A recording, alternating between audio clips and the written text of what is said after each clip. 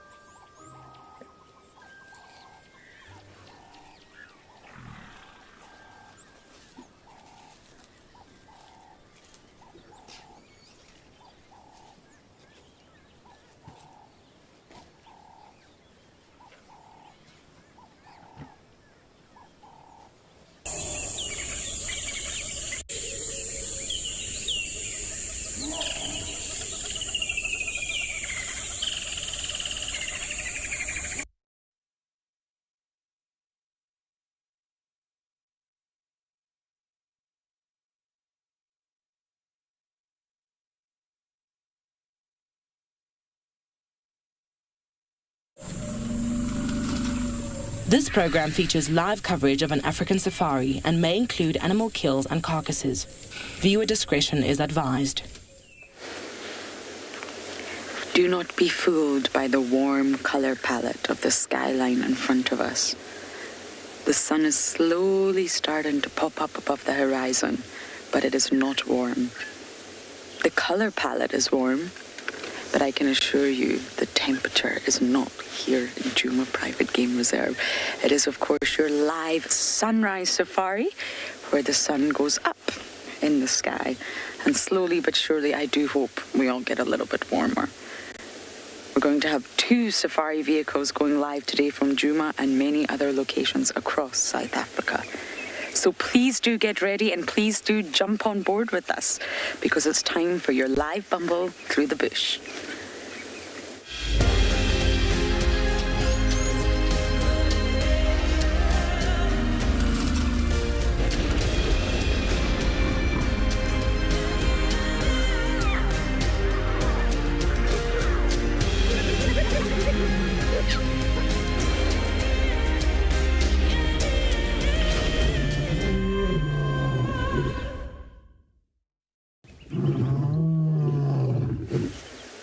Good morning, everyone, and welcome on board.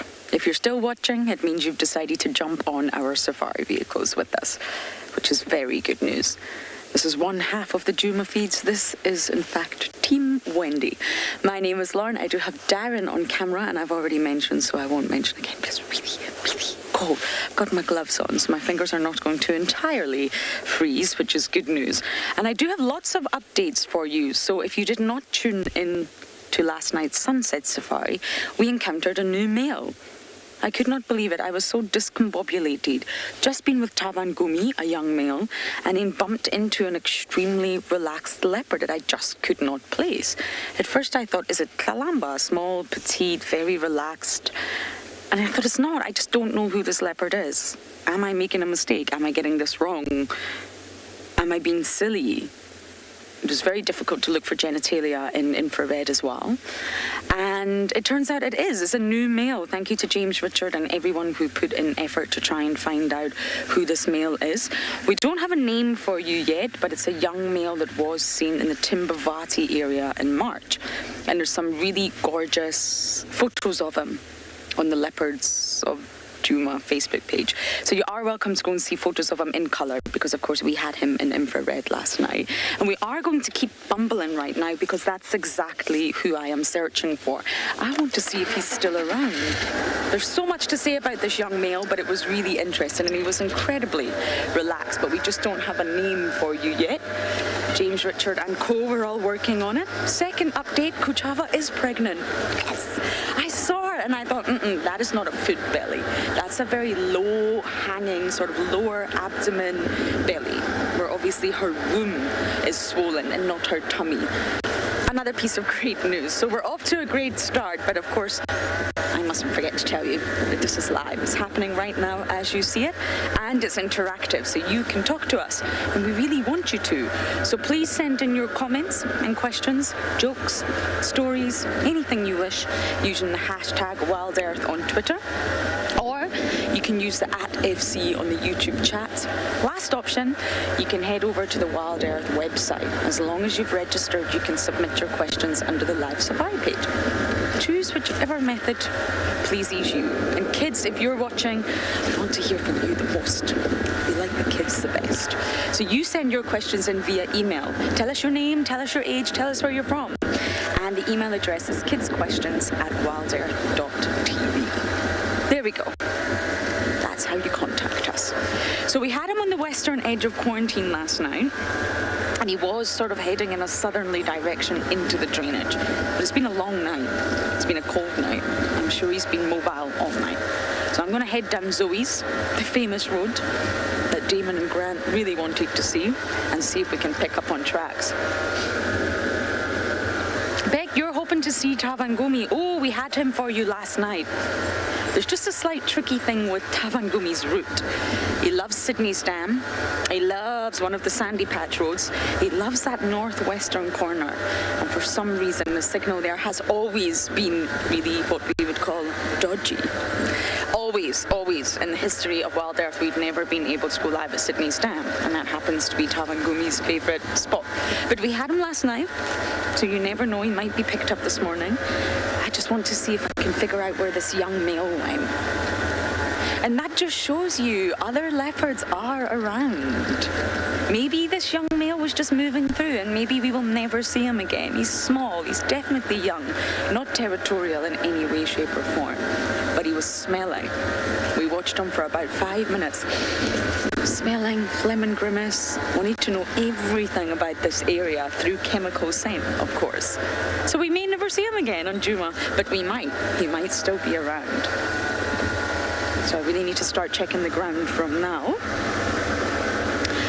Okay, I've already told you it's extremely chilly, but let's take a look at the weather across all our locations.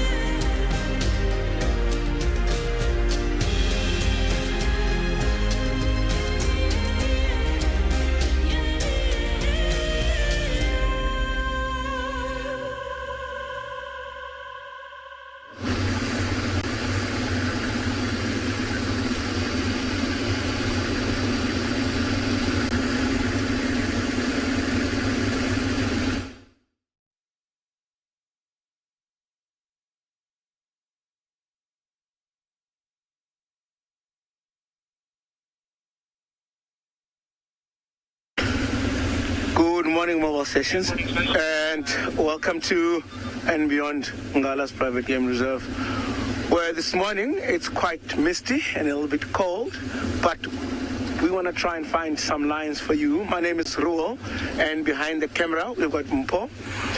Yesterday there was the other part of the pride that had some cubs with them. They were quite far west of where we are right now, so we're going to carry on driving down this road and see if we get to that area. Maybe we'll be lucky enough to find some tracks and see where they could have gone. However, on our way there, we'll see what else we can find on this very cold morning. It's quite misty, and I think the sun is just starting to come out. Let me just turn around. I think you guys deserve to see this.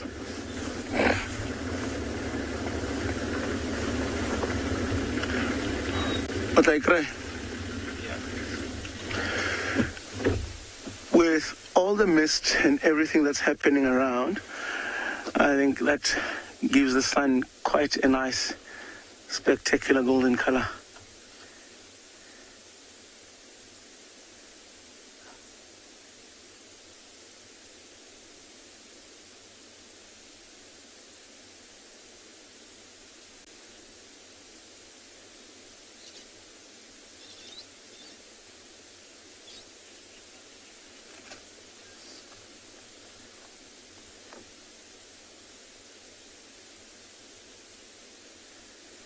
It's quite misty this morning, so I'm not surprised if the camera gets a little bit of a fog every now and then, but that is a beautiful sunrise. It's quite a clear sky as well. It doesn't look like there is any cloud. I'm hoping that it warms up today. It's nice to get a little bit of warmth in these winter mornings, but you can see how it's getting brighter and brighter. That's just the progress of the sun coming out. It's getting bigger.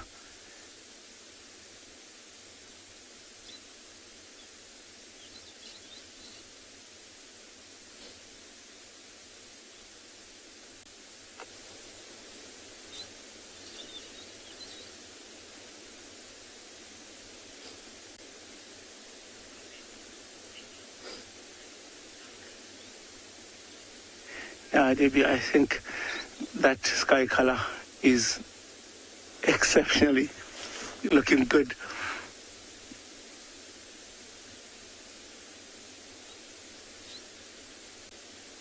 Yeah, this is the time of the morning where we start hearing everything else starting to come out. I can already hear some brown-headed parrots and some go-away birds starting to make some noise.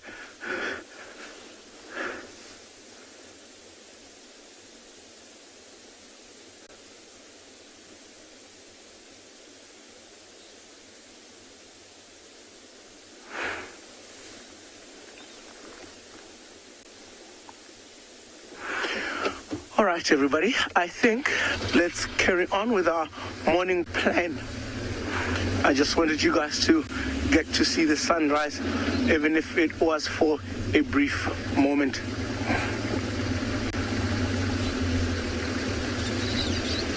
I'm hearing a brown-headed parrot somewhere. I'm just gonna see if I can see it.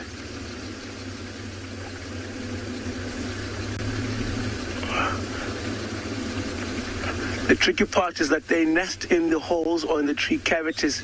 So sometimes all they have is just their heads popping out and they make the noise. With the silhouette at this time of the day, it's difficult to get to see it.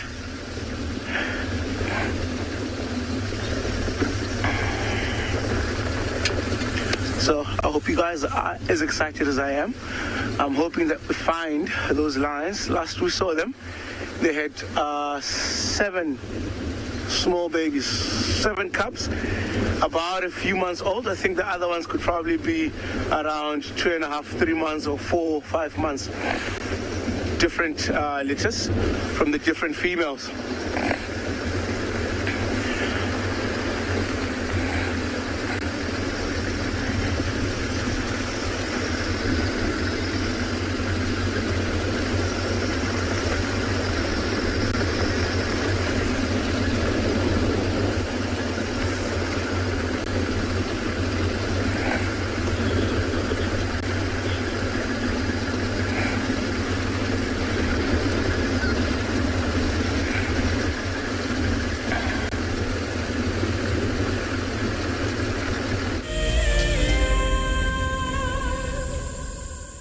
Following up on tracks of a male leopard, but this happens to be my favorite tree in the whole reserve. This is a torchwood, also called balanites by its Latin name, and it is just stunning.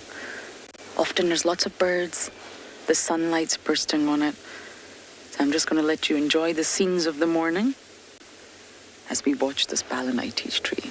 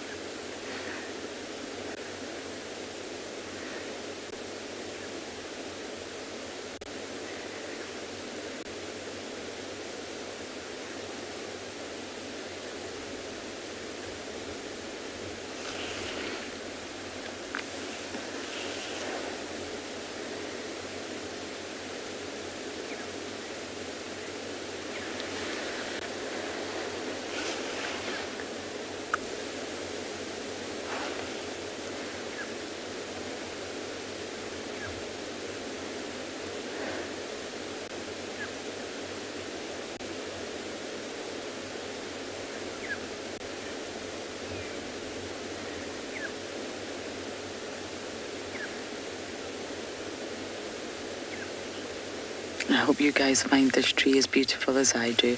We're going to keep bumbling and hopefully find this leopard.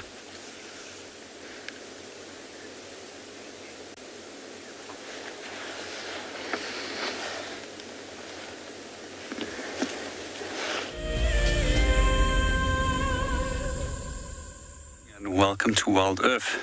We are live at Eco Training Pridelands and ready to start our bushwalk. We're super excited getting out there. We've heard so many beautiful night sounds in the early part of the morning, and now we want to go and find all those animals. My name is JP LaRue, and behind the camera we've got Craig. So some of the sounds that we heard while we were out there this morning, or the early parts of this morning, was leopard. We also had distant call of lion, and a number of other nocturnal species such as jackal. And meanwhile, we're just going to put the camera on that beautiful sunrise for you to enjoy before we start our walk.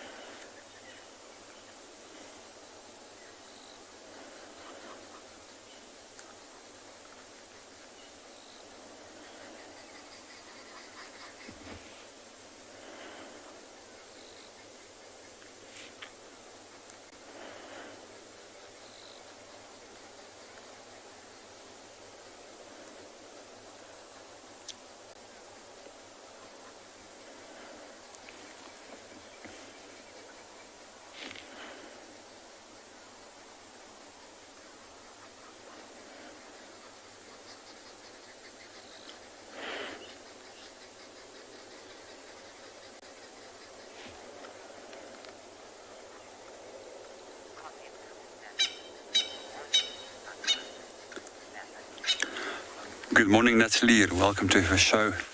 Every sunrise is gorgeous.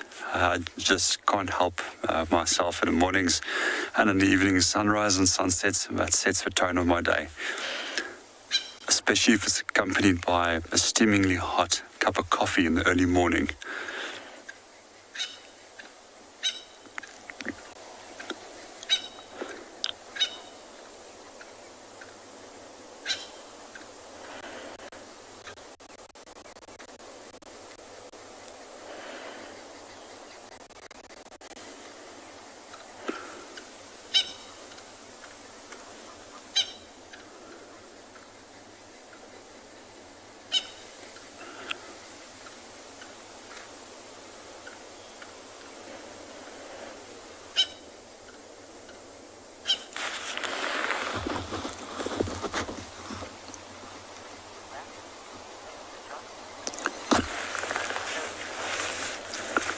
So we're going to start our walk now and sit around maybe for a few more seconds and heat ourselves up as it's quite cold. But Jonty would like to say good morning to everyone. So let's go over to Jonty.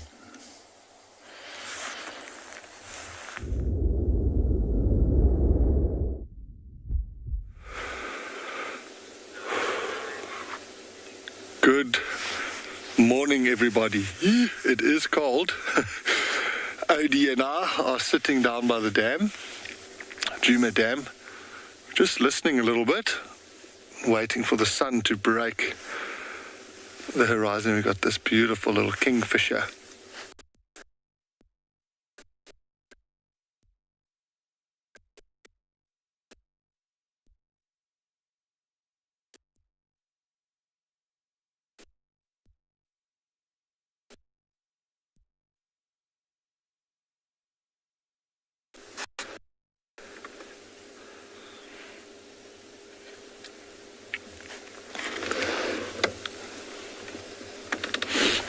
Good morning, everybody. My name is Jonty. Like I said, we've got Odie on the camera, and we are just enjoying this beautiful sunrise.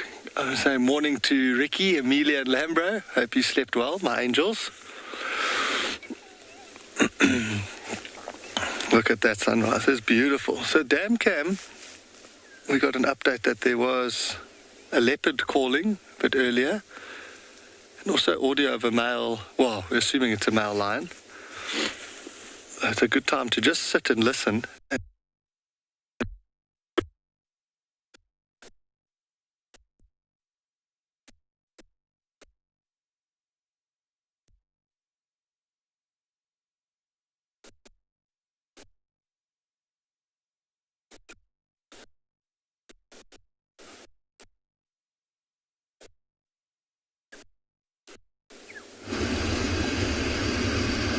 We've been trying so hard to stick with one of the raptors that we just found this morning. So if you guys have a look up there, I know it's against the sun, but that is a brown snake eagle that's perched right at the top of that dead tree. He's not been really, he's not really been willing to stick around wherever we are, but that is an amazing eagle to see. Bright yellow eye, quite distinct, prominent, large head. And it's one of the few birds that looks like it's always sitting upright. And in fact, has been my favorite bird for quite a long time.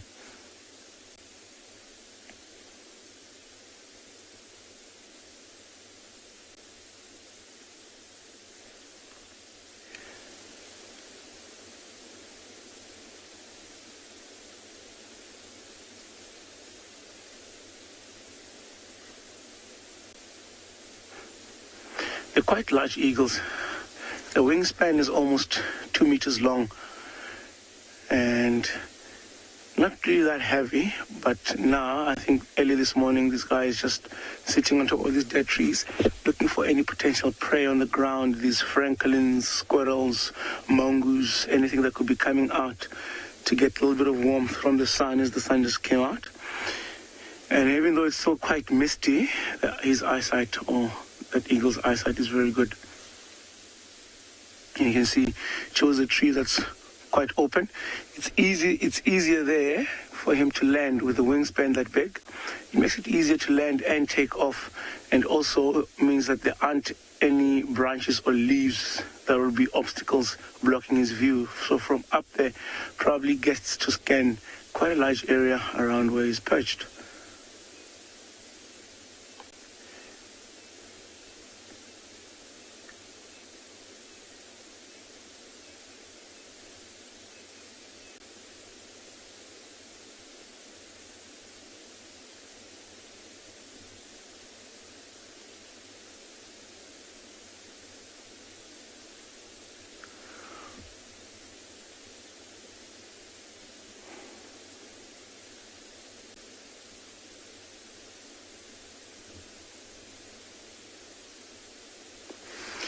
All right, I think let's carry on. Let's let this guy do what he wants to do. So we'll carry on with our plan for the morning. We're still headed out to try and see if we can find those lions for you guys with the cubs. And it's quite interesting because those cubs that these lionesses have are also the offspring of the two Ross males that are the dominant males in the Birmingham Pride. So ironically, that pride, I think 2014, 2015 was part of the Birmingham Pride, but then the numbers became big. And I think we're sitting around 27, 28 lions altogether. So those lions split up.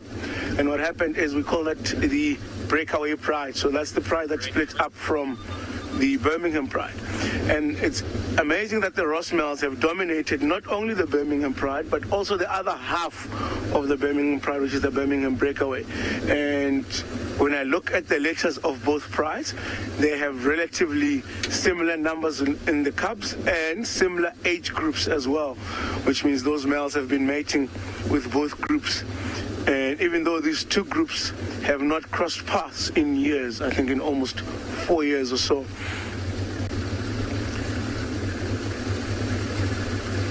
So hopefully we get to find them. I'm sure you guys can see how misty it is up front. It's a little bit difficult to see anything that is like maybe 15, 20 meters away from the car. But I guess it's going to have to be a mystery. You'll find it when you get there.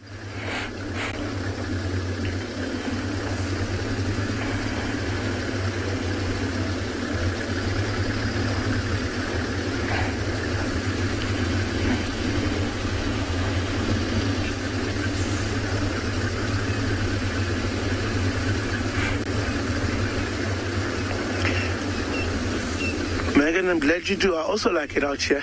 I think it's quite a lovely place to be in, and there's so much that happens, and most of the times. In fact, around this area, there is often there was a nest of two Wahlberg eagles. I'm not sure if we'll get to see them when we drive through.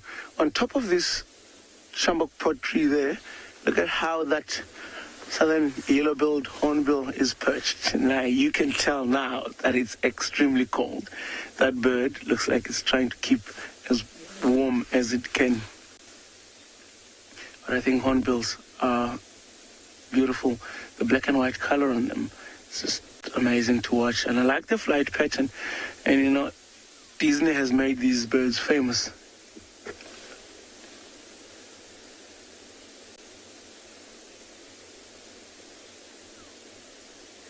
There's quite a lot of mist. I'm sure you guys can see the white in the background behind that tree. All of that is not clouds, it's just mist. And I'm not surprised why that bird looks like it's tucked in, just to keep warm.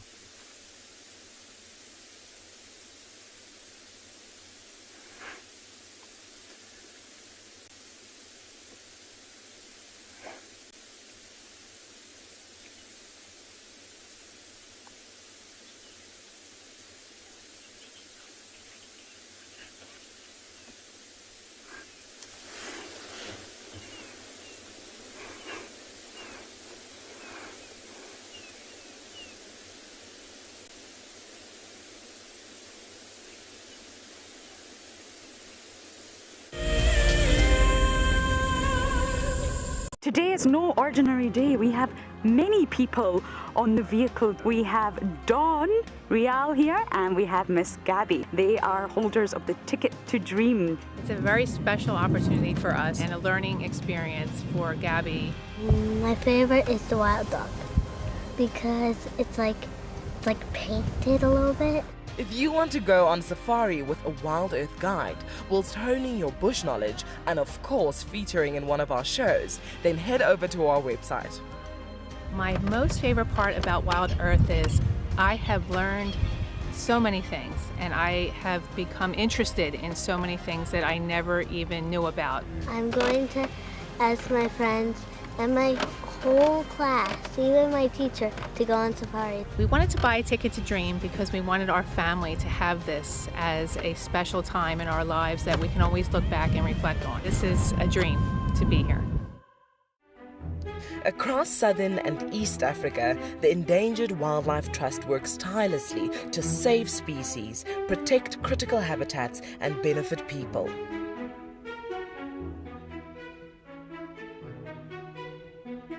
Join the EWT in returning wildlife to the wild. Go to ewt.org.za to find out more and follow our socials to see how you can get involved. Protecting forever, together. My name is Ross and I'm a field guide at and beyond Pinda Private Game Reserve. I love getting questions from guests on Wild Earth because I love sharing and learning information about nature with new people, and it also makes me feel like you're all joining me in real life. If you want to ask a question on Wild Earth, then you need to register on our website. Once registered, go to our live safari page and submit your question below our live feed. Guys, just watch what's happening. See, watch the elephants, watch the lions. See, the first ones to run are the cubs. Can you see them? They are right here. I'm not sure how scared you were, but I was quite nervous. But absolutely incredible. Expect the unexpected here on Wild Earth daily.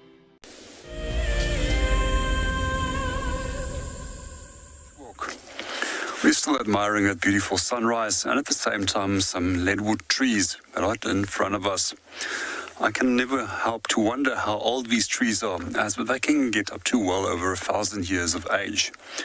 Another thing that I find quite fascinating is even when these trees die, but they can still stand for approximately 100 or so years.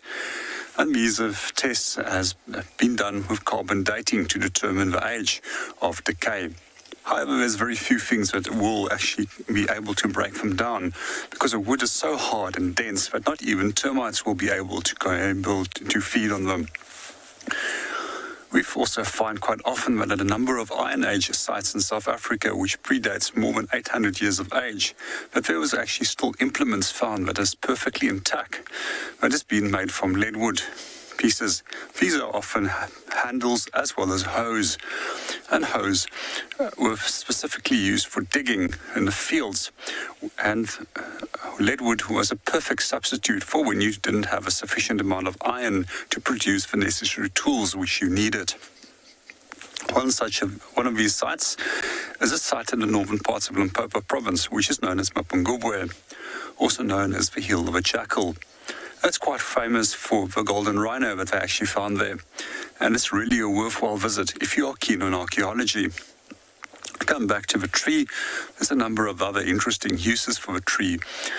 One of those are it makes exceptionally beautiful furniture. However, the trees are protected, and you do need special permission if you are going to remove a leadwood. The reason why they became protected species was specifically because they were so hard and durable, and one of the uses therefore was specifically for railway sleepers. In this area, there's a number of railway lines, which is very well known. One of these is known as the Tswalu railway line, and on the edge of this railway line, we still find remnants of old leadwood sleepers that is barely decayed.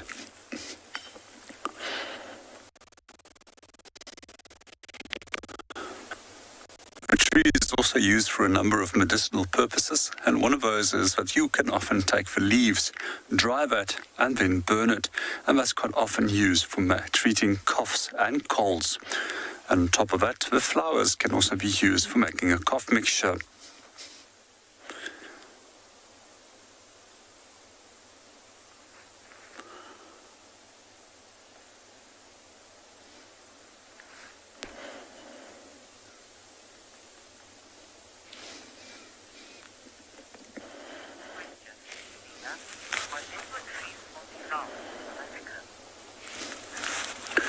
Good morning, Sila, and welcome to the show. With regards to your question, does leadwoods only occur in South Africa? They're not endemic to South Africa only. I have seen them in Zimbabwe and in Botswana as well, where they often occur amongst major river systems where we find them, or near water bodies.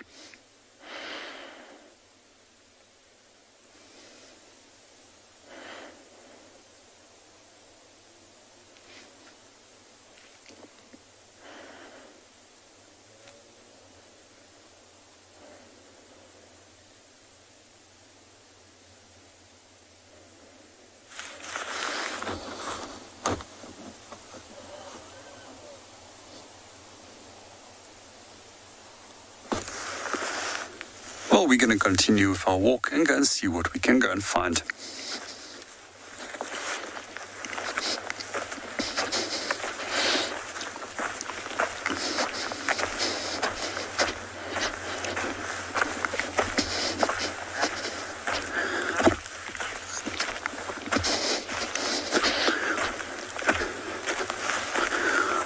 As we continue, let's go and see what the team in Djuma can offer.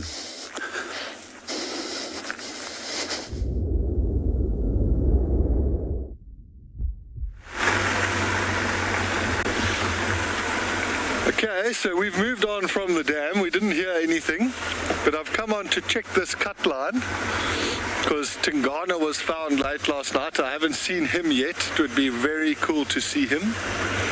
And he was at Long Pole, which is up on to our right, and he was seen heading sort of south and west. So that's towards this cut line. I'm trying to... Aubrey has been out. So yesterday, Darren and I tracked Dark Main Avoca. He went past Sydney's dam into Manyeleti, but during the night he's actually come back. So there's tracks of him heading back south. So quite a lot happening up in this little corner of Djuma this morning. It's just up to us to try and find them. And that's no problem.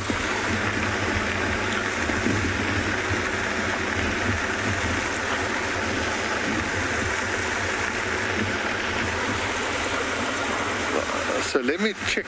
This is the road up here. This goes up to Long Pole. So I just want to look carefully here.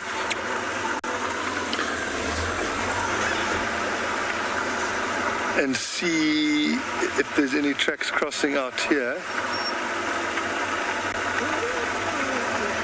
There's old tracks of the lions that were here the other day. Okay, nothing yet, so that's fine. Let's keep going along here. If we get nothing along here, it might be worth doing one quick little loop into Buffelshoek. But it sounds like it's been quite difficult recently with Tingana because his movements have become a bit more erratic. It could have something to do with his age. Maybe he's starting to just move around a bit more and become less territorial and let some of the younger males establish themselves. You do see that with leopards as they get older. I think they maybe become a bit wiser. They don't have to tussle it out with the young bucks anymore. They can just chill and move around.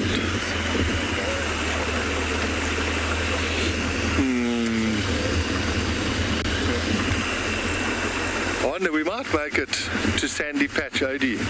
Let's fingers crossed. So this loop I've done basically every drive the last few days.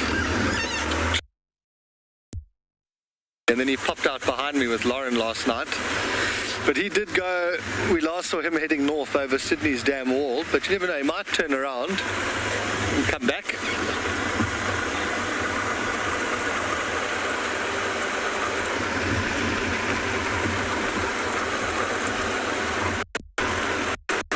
Ah, and there's the Drakensberg.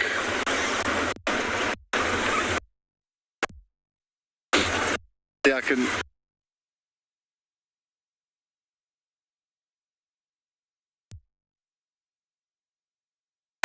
and Amelia and Little Lambro.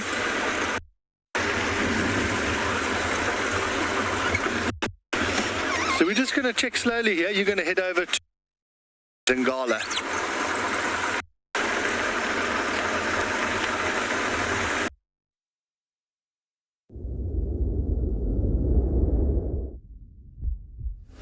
I must say, it's been quite an amazing morning with the amount of bird life that's been happening around here.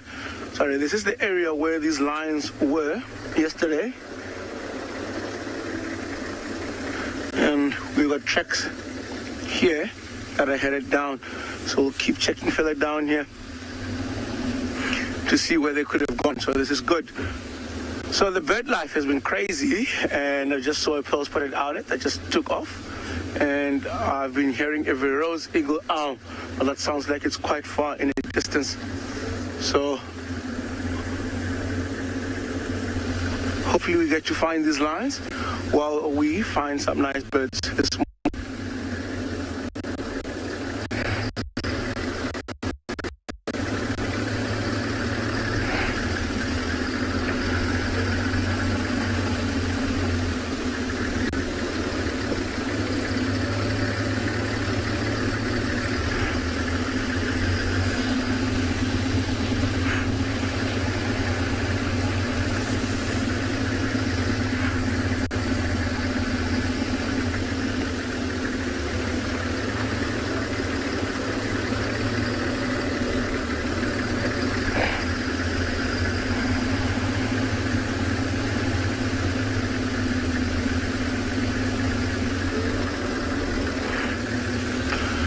It looks like the tracks are still headed down the road, and they're headed in a westerly direction.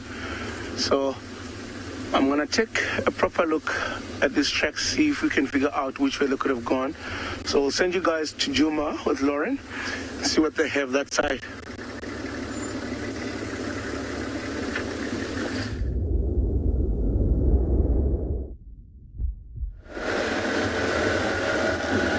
Lauren is still trying to get her facial muscles to work.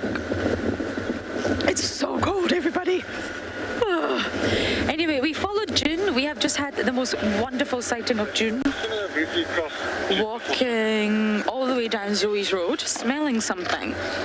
Following that tracks of that young male, I think.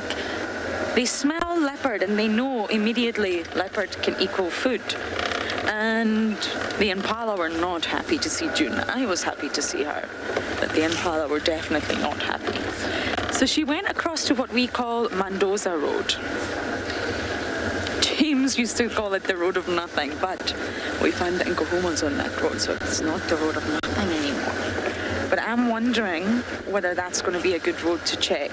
So we just looked round and we're going to check the Road of not always nothing, sometimes something. Or we could just say Mendoza, and that makes a lot more sense. Johnsy and I were talking last night. I'm sure you'll all remember when we had the camera traps here. It was a Panthera project by a beautiful girl called Lucy, one of my friends. And she put camera traps everywhere, not just in the northern sector, but she staggered it and went to all the other sections of the Sabi Sands as well. And of course the camera trap at night time goes off when it's alerted to a body, when there's movement. So there's a lot of photos of scrub hares and impala, but there's a lot of photos of other things. And it was unbelievable going through those results with her. I'm sure Tristan mentioned this a lot at the time as well. He used to update everyone on what was seen on the camera traps. Nocturnal animals in such high density.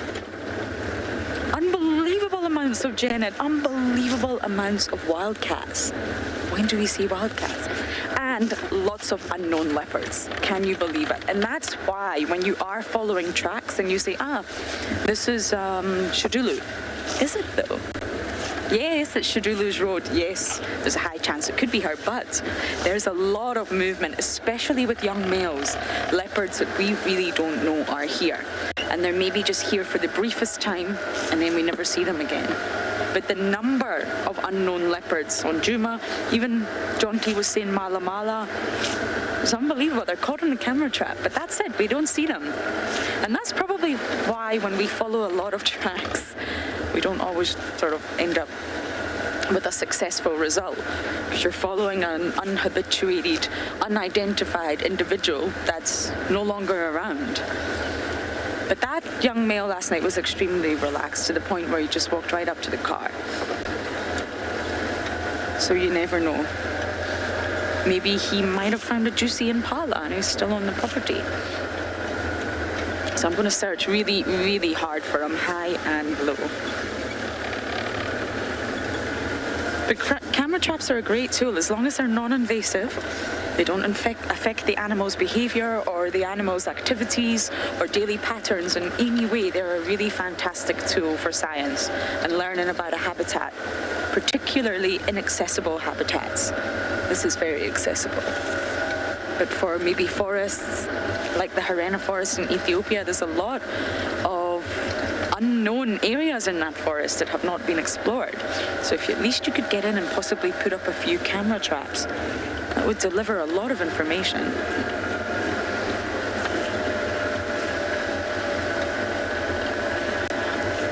Okay, there's no tracks on this road of leopards at least, lots of elephant tracks. So he's not came this way.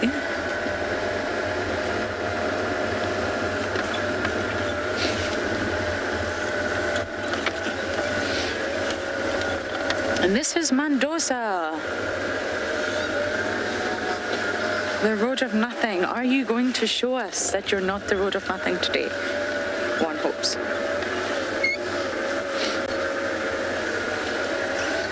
I don't really know why James called it that, you know.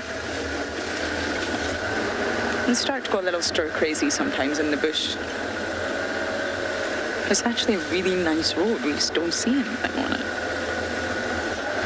Elton, can I just check you're still there? It's a little bit quiet on your end.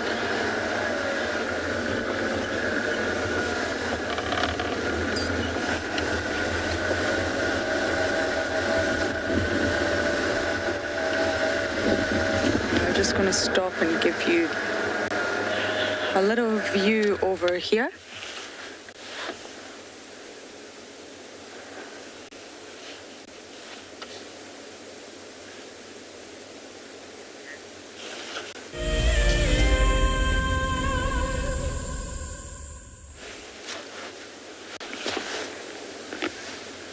We're just sitting admiring the views of the bush in the morning, hoping to hear some sawing of a leopard which would indicate his position. So let's all just sit here and listen to the sounds of the bush.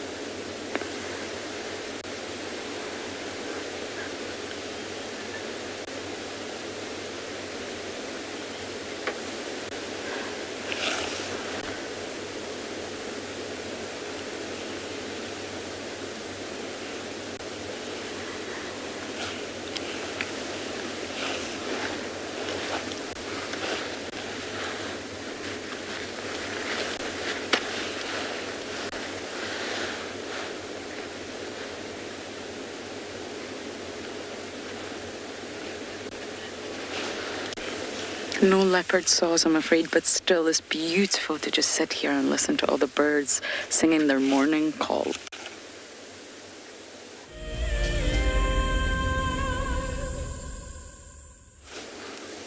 We've just stopped to listen, everyone, and unfortunately I'm not getting the chance to wipe my nose here, so I'm going to have to do it live, I'm afraid. There we go. Terribly sorry about that, everyone, but it is streaming. There we have, done and dusted. All right, Dazza. I'm going to keep searching this road. It's actually a really beautiful road. I don't understand why we don't see more on it. I didn't catch that name, but I'm really not sure. It's cold, cold, cold. I think maybe the coldest I've experienced it.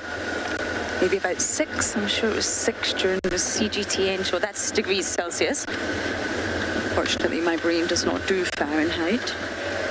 But I remember John Dre once telling me it went below 0 in this area at one time. I don't know what year that was. But it does get really cold. Not quite as cold as it would get in the Northern Cape, nearby Tswalu.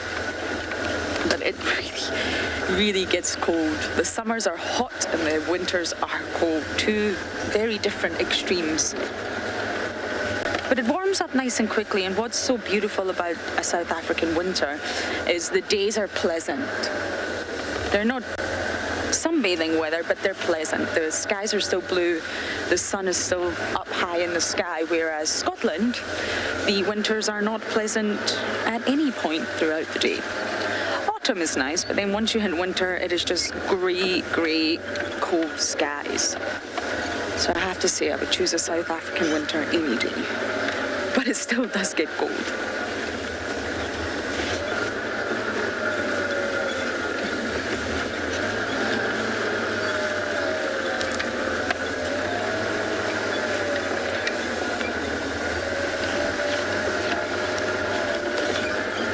I don't see any tracks, so he's not necessarily walked down this road, but he could, of course, walk through the block.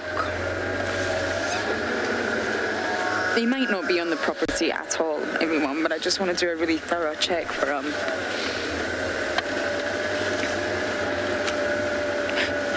Do you get a terrible one? I love birding. Someone once described the bush to me as, it's like an orange, I guess. And when you first go there, you'll start learning about the obvious things, of course, the lions, the leopards, the hyenas, the predators. And then slowly but surely you'll peel back that layer. And then you'll start learning about possibly the vegetation and how the vegetation interplays in this ginormous, complex ecosystem. Then you'll peel back that layer and you'll start to learn about the birds. And there's a tiger. It's probably going. It's already ran away. And I have to say, once my bird layer peeled back, I am just absolutely fascinated by birds. I think they're incredible. They're very difficult. I've got it wrong many, many times. So I would say I'm a birder in that I'm passionate, but am I a good one? No. I'm honest enough to say I'm not. It takes time, it takes practice. And really, I need time. I just need time to look through my binos and say, that's the bird. So yes, I'm a birder, but a really bad one. I hope that answers your question. Once you peel back all the layers, you really start to get into the interconnectivity of it all. Yesterday, I was speaking about groundwater. There's so much going on than just what meets the eye. And I really think it's important that you dig deep into that once you've peeled back all the layers, once you've got to the core of that orange. You know what I mean? And just sort of the wolves of Yellowstone. It's a famous example, but it's a perfect example. The eradication of all the wolves from Yellowstone long ago had such a negative impact on that ecosystem.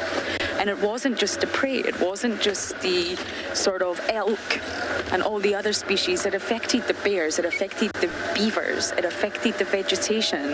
Then it affected the river system and the ways that the rivers flowed. How can wolves affect river systems? And I think once you really dig deeply into that story and understand how connected everything in nature really is, it opens your eyes to how we really can't just isolate. And I do try on my drives not to just isolate things, always talk about how things are connected. Even the oceans are connected. Yes, we're in the low veld of South Africa, but any sort of adverse effect on the oceans nearby will have an adverse effect on this ecosystem, like a domino effect. And I think it's important that we always remember that. At one point in time, science was very much sort of isolated. This is one ecosystem, this is another ecosystem, but they're related. We need to look more into how they all affect one another. And the wolves of Yellowstone really is the most perfect example.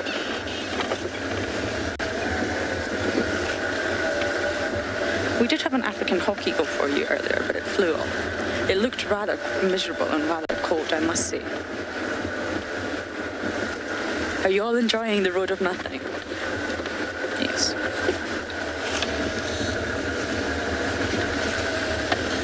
Soft sand. Let me just pull over. Aha, I have a track. Looks like a female, though. It's definitely not our young boy. It's a female leopard track.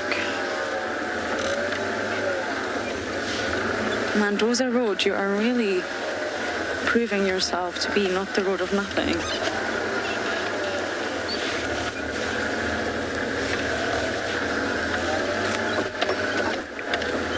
This boy hasn't walked along this road, unfortunately.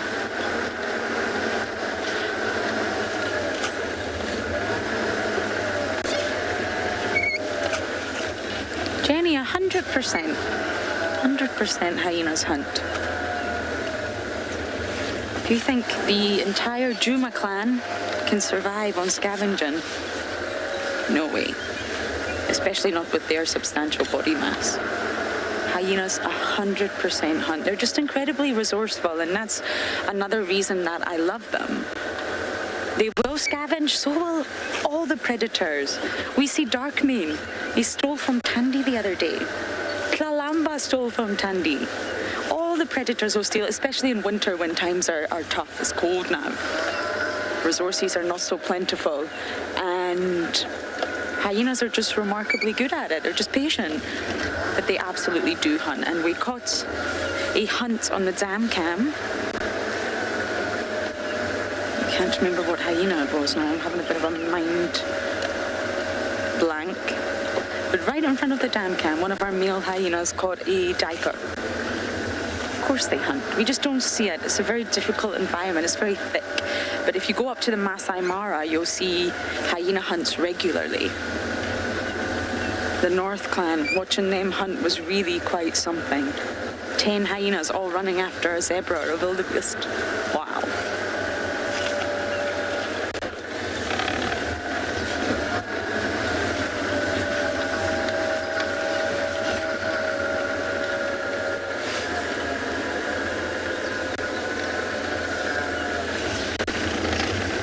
I'm just looking up all the termite lands, all the trees.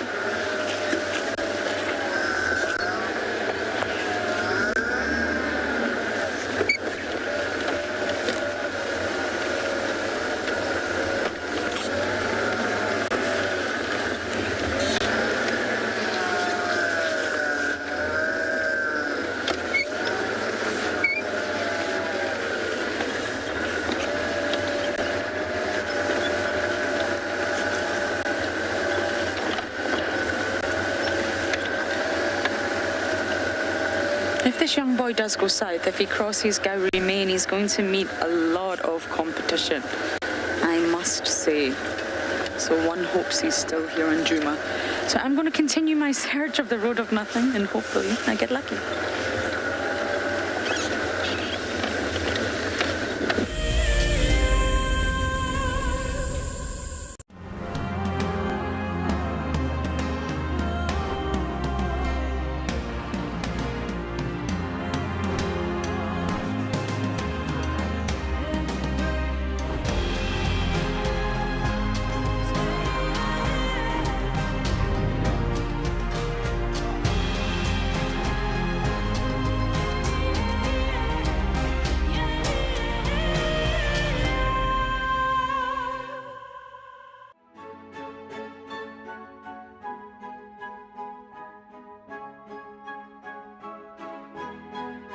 The Wildlife and Environment Society of South Africa, WESA, encourages people to care for the earth. Through innovative projects, they aim to reverse the serious issues that we face in the world today. One of these projects is Green Coast, a proudly South African award for sensitive and well-managed coastal sites. This sustainability project protects our national coastlines while providing unemployed youth with a love for their environment and a hope for the future. WESA is a membership and volunteer-supported organisation. Every supporter is helping to change the only earth we have. Visit our website to see how you can help care for our earth. I love being a cam-up for Wild Earth. The animals coming right up close to you, especially like lions.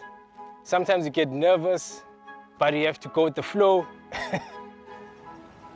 My favorite animal to film is the elephant because of how big it is. But when it's really up close to you, it's one animal that you would say, I really respect you.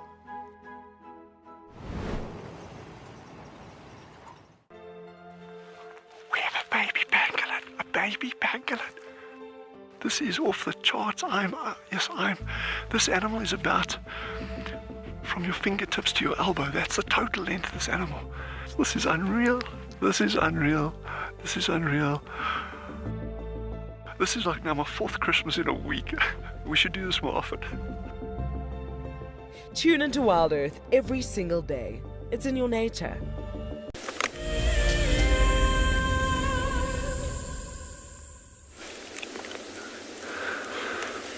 We are busy sunning ourselves, enjoying the company of this beautiful tree squirrel. So we did a bit of a loop into Buffelshoek. We did find some leopard tracks, but they head into an area where unfortunately we don't have. It would have been very tough to follow. So we've looped back to my favourite stomping ground, Sandy Patch Road. And we're just joining these. There were 2 or 3 squirrels on this tree, but now there's just one that's busy sunning himself. One keeps poking its head out every now and again. But I must say it is nice after driving for a while to sit here and watch the squirrel. You kind of appreciate how nice and warm the sun is.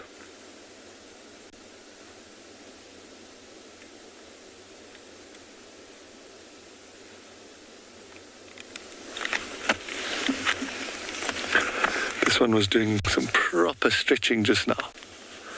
I think I even saw the downward facing squirrel.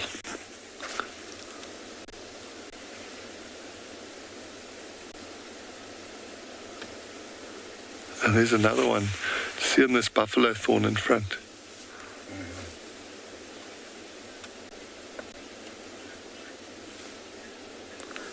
Oh no.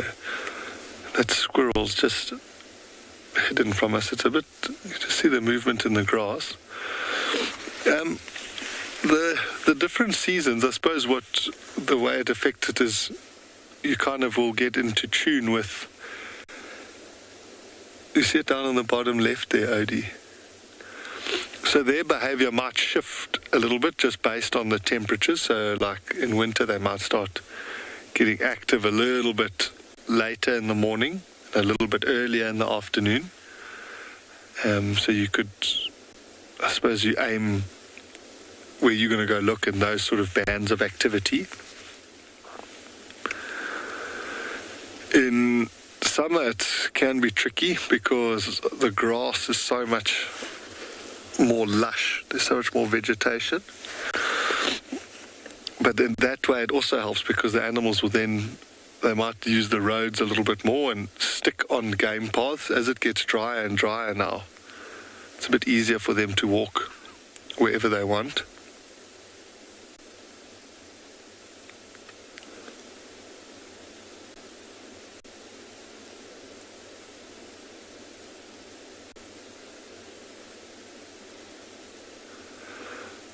I suppose you kind of think now, as we are doing now with these squirrels, just enjoying the morning sun, you imagine that looking for a leopard, you'd expect to find them lying on top of these termite mounds. You know, just sunning themselves after a long night in the cold. Yeah, these squirrels are very, very cute. I do love them. When I was a training guide at Ngala, in the cutthroat world of being a training guide, you kind of start at the bottom of the pile and work your way up. And a squirrel, I don't know, they found it in the kitchen, a baby squirrel. And I took this little squirrel under my wing. That's weird. Impala just did one random snort next to us. And I bottle fed the squirrel and raised it. I called him Chuck. Where are these impalas looking? I'm just trying to see what these impala...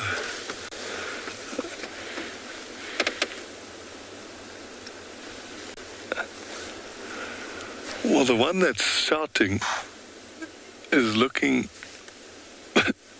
towards this termite mound that we are parked next to. It's so funny, and when one alarms, the others all get sort of really, really antsy, but they're looking at us.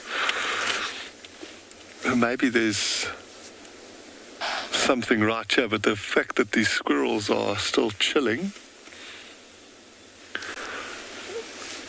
It does happen where impala will sometimes get just like we do, they might see something that they think is a predator, and it's better for them to alarm call than not. And then they make sure what it is, and then if it's not one, then they're obviously very happy. If it is one, they might start shouting a little bit more. I think that's what's happened in this case.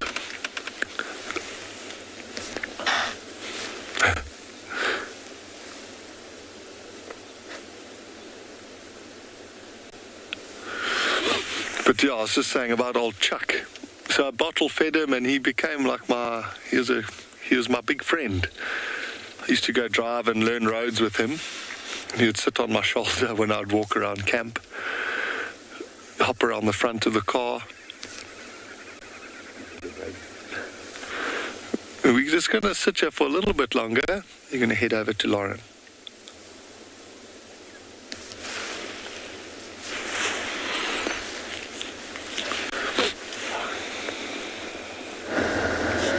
No leopard tracks, I'm afraid.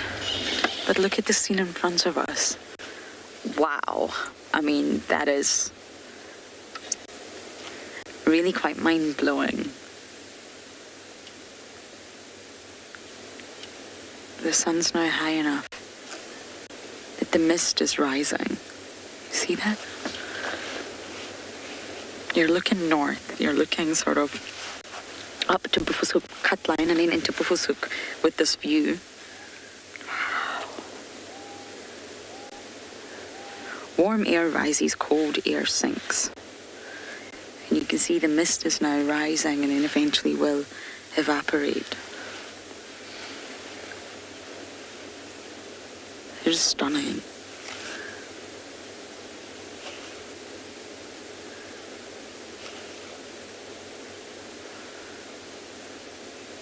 Now I am a bit perplexed. I just heard on the Eastern Channel, which really doesn't work very well for us, but we try to pick up keywords, that the little Gauri Misi Kaya is active. I don't know where the Misi Kaya is on Little Gauri, but I'm on the way to the Juma Misi Kaya. You ready, Darren? Misi Kaya is hyena home, aka hyena den. I wonder if the Juma clanners are down there. Is that possibly why we're not really seeing them here? I mean, there's hyena tracks everywhere, on every single road. But I'm going to try and investigate Little Gauri Misi Kaya. I'm going to ask them to send me some photos. I'm the strange Misi lady. I'm going to take that as a compliment, though. The Misi lady.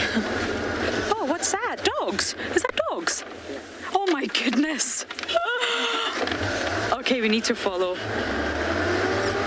My goodness, okay.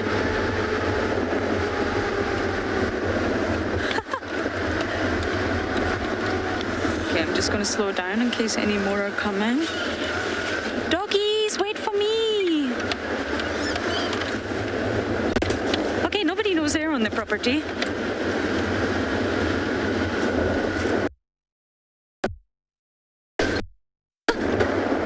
Am I going to be able to relocate them again? That's a good question. Are you holding on, Darwin?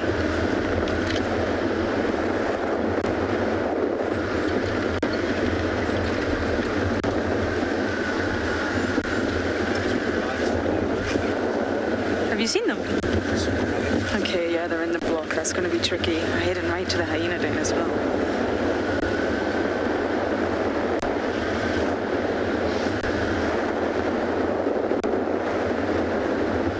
FC, we may need a bit of time to try and relocate these canids.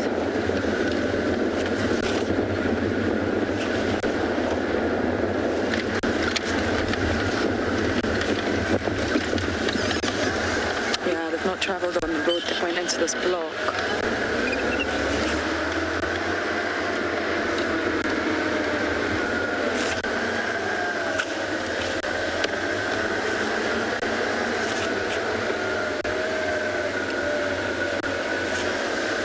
Stations, we've just located Madash running down south on Weaver's Nest. We've lost visual for now, but they're highly mobile.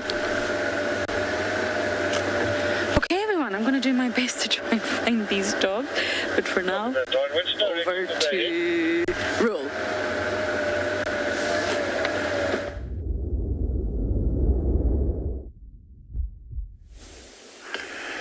If you guys look carefully at the top of that somewhat dead tree, there is a pearl-spotted owlet that we can see from here. Quite a beautiful little bird to see, and most people know that owls are active at night. This is one of the few that also is known to move around during the day looking for food, insects and rodents, whatever it can find, lizards and all that stuff.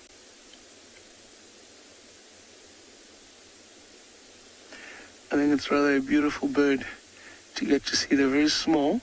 If you look now that with its head turned, there's a black spot behind the head there that we just had a quick glimpse of. So they are famous for having two little spots behind the head that look like eyes, sort of to confuse enemies when they're facing the other way.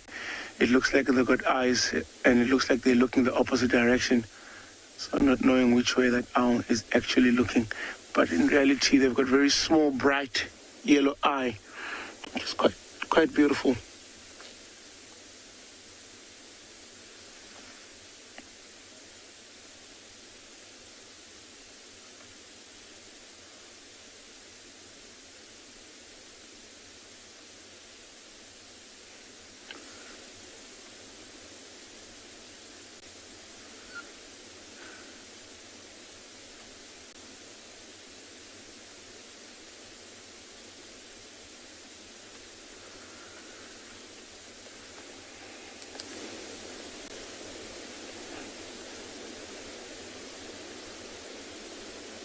You can see the eyes behind the head there. Looks like it's quite busy cleaning itself there. You can see it looks like it's cleaning the feathers. Looks like it tucked itself under the wings.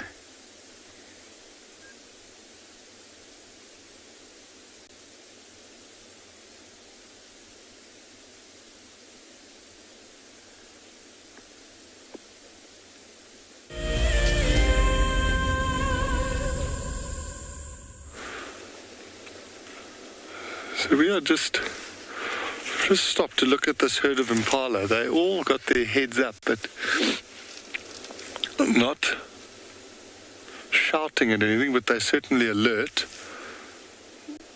It could be sort of a couple minutes ago when we were on another road, there was an impala alarming, but it was a false alarm. It might have just got these ones alert, but it's always worth, as those doves just flew through here so fast. It's always worth just sort of watching.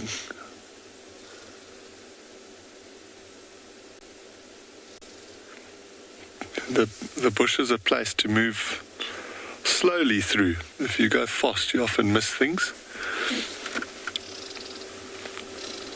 So we're just going nice and slow, taking our time and listening and taking in what the animals are sort of telling us.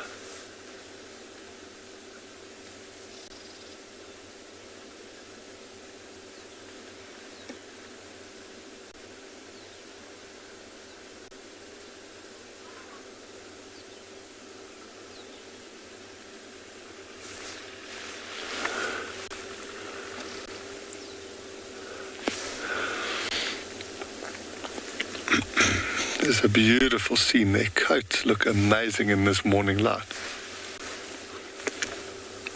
All looking well groomed and ready for the day.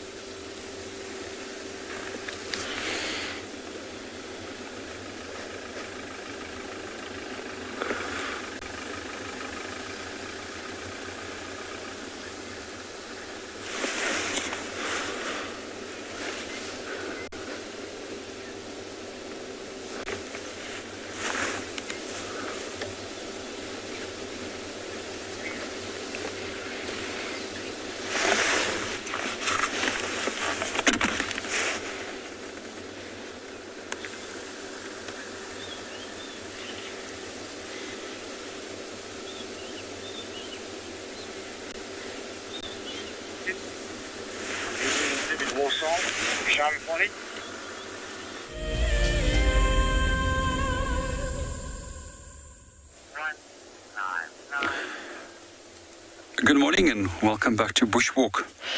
We covered quite a lot of distance this morning as we responded to the alarm calls of a kudu in the distance. However, it unfortunately has stopped. We were really hoping that we were going to find either a leopard or maybe a lion that might have disturbed it. But we were also equally surprised to find this golden orb-web spider that's still around. Almost in the heart of winter, we generally find that they disappear by April already. And with the cold temperatures, they battle to survive. So quite often these spiders are confused with a very similar looking spider which is known as a garden orb-web spider. But if you look at the abdomen of a golden orb-web, it's rounded and oblong in shape and smooth compared to that of the garden orb-web spider, that has a much more rounded but angular abdomen. So we also find quite often that these spiders make incredibly big wagon wheel shaped webs where they wait for insects to fly in. There's even records of birds as small as blue wax balls that got stuck inside there and was being predated on by these spiders. We also often find that the spiders do predate on the males. Males are incredibly tiny in comparison to that of a female, and they'll quite often will sit on the edge of a web, and they will quite often indicate that they want to mate and then try and get out there before they also become a meal. Something else that I find particularly interesting is that another group of spiders, which we often find in association with these golden orb-web spiders, is known as dewdrop spiders. They too are incredibly small in size, and they've got these most beautiful pearl or dewdrop abdomens, which reflects in the light. And their function is just simply to come and steal food from the female golden orb-web. So they're classically known as kleptoparasites. So klepto means to steal and parasite obviously to parasitize. And they're just always awaiting for a free meal. And this waste that this female has left behind after she has fed.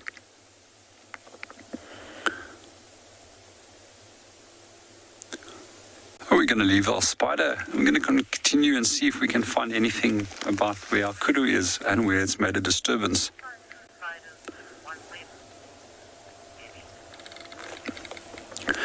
Good morning, Debbie. Not often, but I have. And I've found 2 adults in one web before, females, which was quite strange. But generally, we find that there is a female with a number of males inside that web. And also quite often the dewdrop spiders that will associate with them. But very, very seldom that you're going to find 2 females close by to one another. There's always some form of exception to the rule when it comes to nature, and you might read a large amount of different books and hear a number of different interesting topics that people discuss. But for me, one of the most fascinating things is always finding those little exceptions. We're going to move on and let's go and see what the other teams have on offer.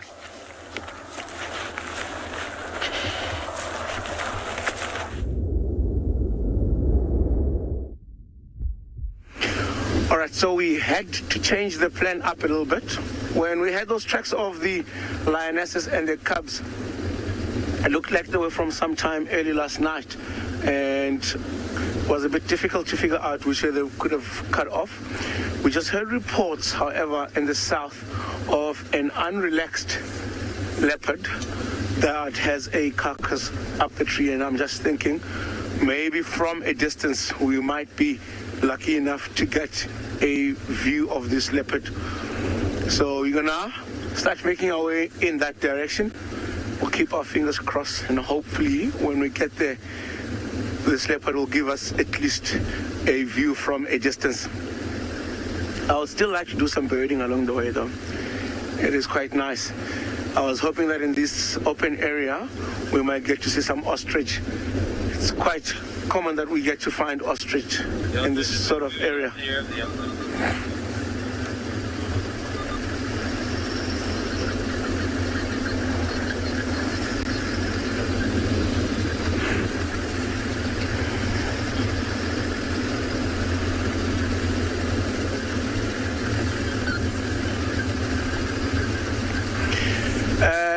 Actually, you're asking what is the biggest prey I have seen a leopard catch. I've seen a leopard, I think the biggest so far would have to be a female kudu. And unfortunately that leopard did not have the pleasure of finishing the kudu carcass because he did not hoist it. But I've seen a male leopard catch a female kudu, which was quite spectacular to watch. I think it's one of the few times I've actually got to see a leopard kill something. It's not always that we get lucky to see these cats on the hunt or making a kill, because most of the times they hunt in the evenings. Remember, they are nocturnal and they hunt mostly at night. Sometimes when a female has got cubs, then most of the time she will hunt during the day, because in the evening it's quite risky to leave the cubs unattended, and also because she needs to constantly keep coming back to the den to make sure that the cubs are still safe. And in some cases it's that the leopard's hunts become unsuccessful for a lot of days in a row, and that gets too hungry, and then eventually decides to also hunt during the day until it makes a kill. So it's only on those few occasions that we actually get to see these leopard kills and all that. In most cases, we come in the morning and the leopard is hunted, killed, and hoisted the carcass up the tree. Sometimes very early morning or late evening is also when we get lucky that the leopard moves earlier. All right, we'll send you guys over to Jonty in Juma, and we'll carry on down to see if we can find this leopard for you guys.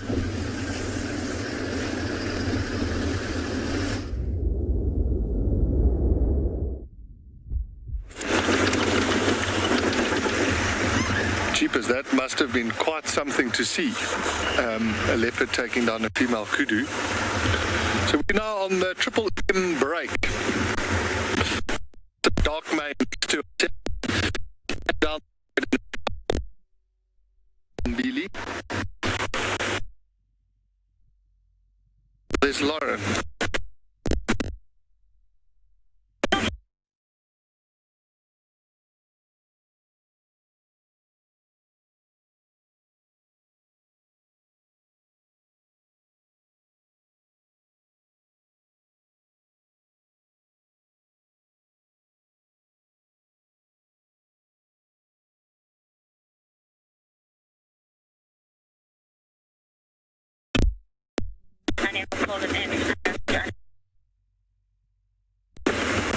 Okay, copy. So she had the...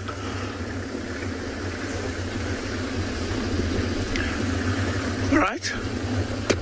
So on the other side from where we are, actually, this road takes us directly to where this leopard was found.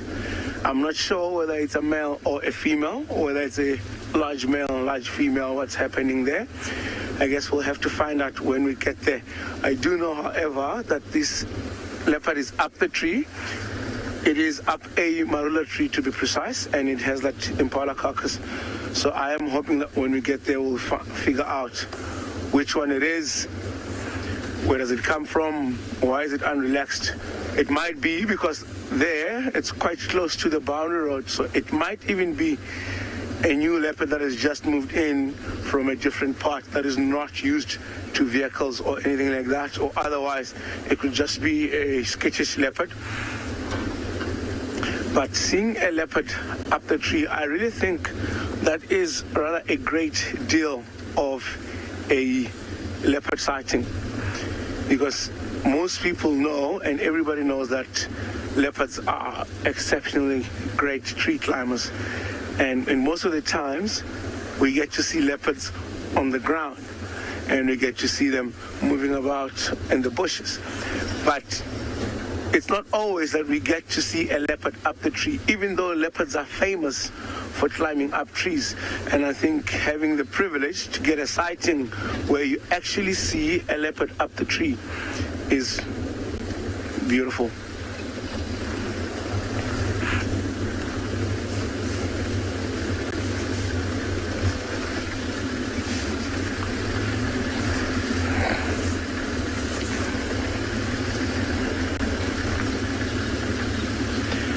On that dead tree, it looks like there is a kingfisher. I'm not sure if we zoom in a little bit.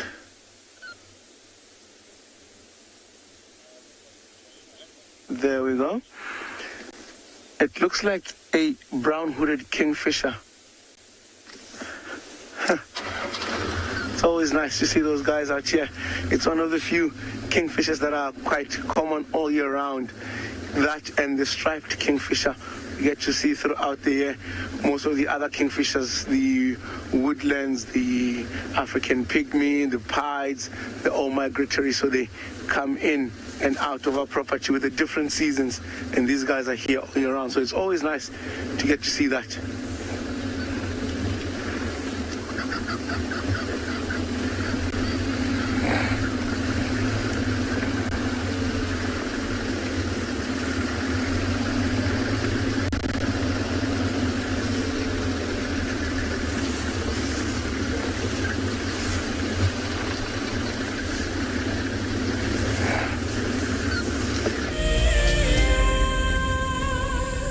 Wild Earth knows it is critical to help as many young people as possible to connect with the natural world. We hope that by bringing the wilderness to our future conservationists, we will inspire a love for nature and perhaps plant a seed which will flourish in the future. Over the years, kids from countries all over the world have joined us on safari. I really enjoyed learning about the leopards and the cubs and how they hunt and live. We got to see different types of antelopes, and we also saw our male lion's tracks. I got to learn about like different types of animals in their natural habitats. It was like we were on a real safari, so it was kind of cool. We got to see a lot of unique animals. That whole Safari Live video just inspired me to fulfill my dream of becoming a safari guide as well.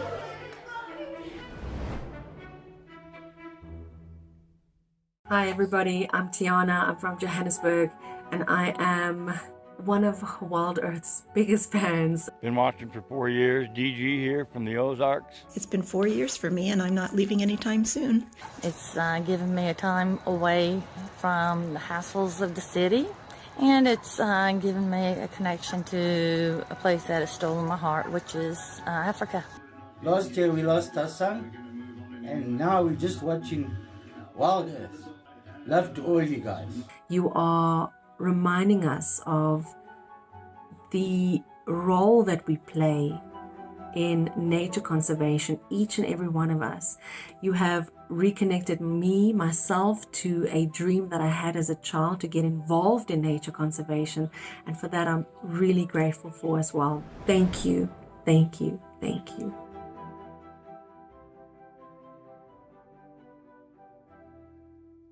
My name is Lauren, and I'm currently working in Djuma Private Game Reserve here in South Africa. I love answering your questions during the live safaris. It's my favorite part. It feels like you're on the vehicle with me, and I'm able to teach you exactly what you want to know. If you want to ask a question on Wild Earth, then you need to register on our website. Once registered, you must go to the live safari page and ask your question below the live.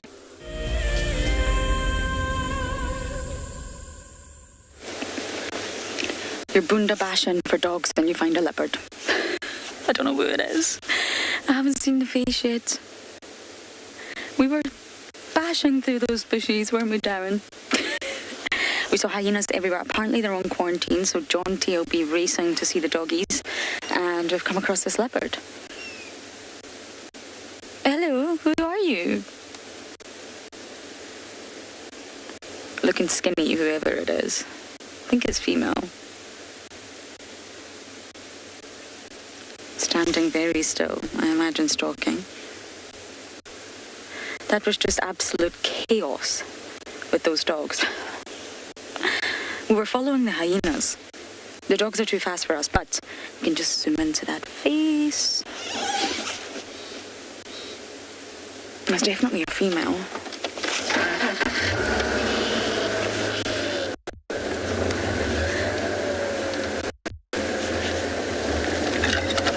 Yes, we're following the hyenas, not the dogs. I can't keep up with the dogs. And we got this leopard. Okay, Darren, are you ready once again to off-road?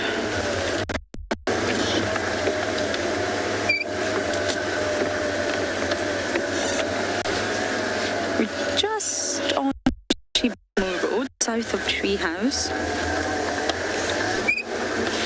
And this leopard is stalking.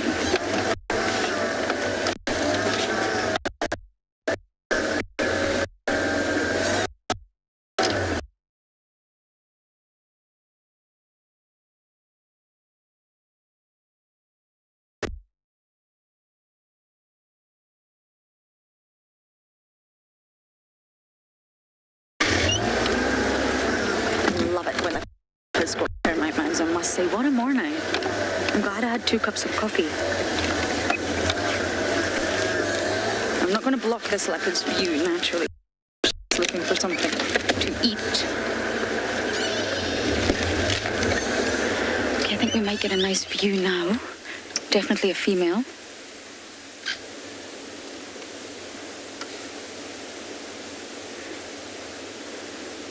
If any of you can ID this female, please do let me know. I need to get a look at the face front on. Look at that tail.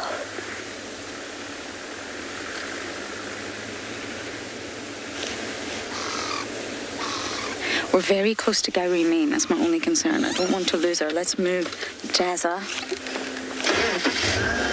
If she crosses back over, we won't be able to follow.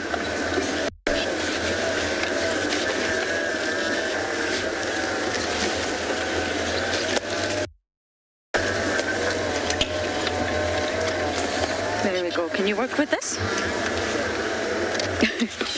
Poor Darren's putting the antenna back up. It's one of those mornings, everybody.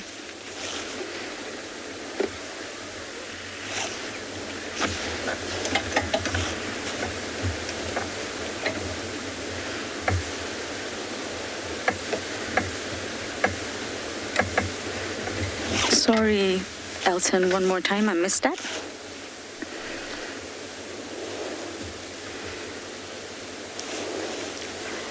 Okay, don't go back that way, girl. Don't go that way. No, dear.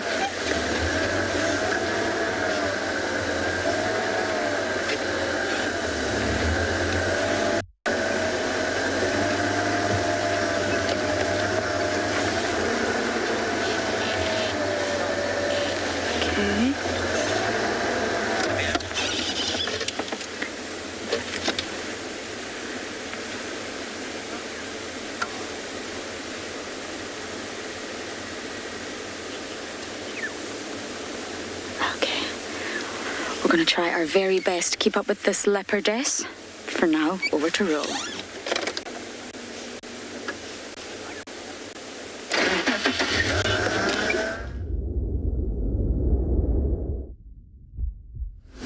All right, we have arrived in that area where that leopard was seen with the carcass, and I can already see in one of these trees here there is an eagle. Looks like a tawny eagle, which is known to scavenge as well on carcasses. And I'm just thinking, I want to see which tree this carcass is up. Oh, it's actually a bachelier flying off.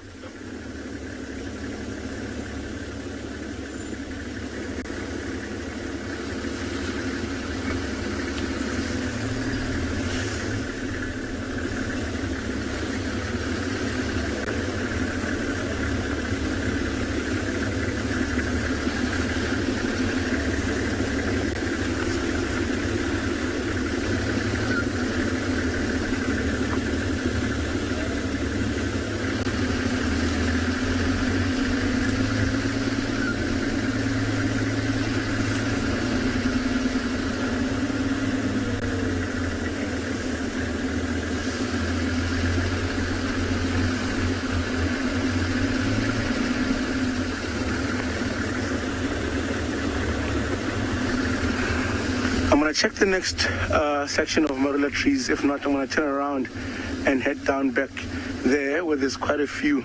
I think there's like 3 or 4. So let's send you guys back to Lauren and see if we'll work out where this carcass is.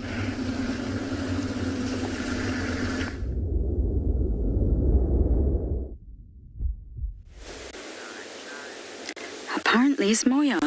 Thank you, James Richard. I thought it's older. At first I thought Langa, just due to the location and where we are in the reserve, but she has that low hanging belly. Shows that she's given birth. She's much older. She's got lots of notches in her ears as well. And apparently it's Moya. Ah, my first time meeting her. This is wonderful news. Thank you, James, as always. Okay, she's gone into the quarry where we used to find Hosanna and Shangili here a lot. I don't know if I can get down this way without killing my cameraman. Let me just have a look. I think I can. Shall we try it, Darren? It's not that steep. I like a challenge when you're all safe. How's it looking on your side, Darren? Okay, we're going to try our very best to stay alive, and we're going to send you over to Johnsy on a mission.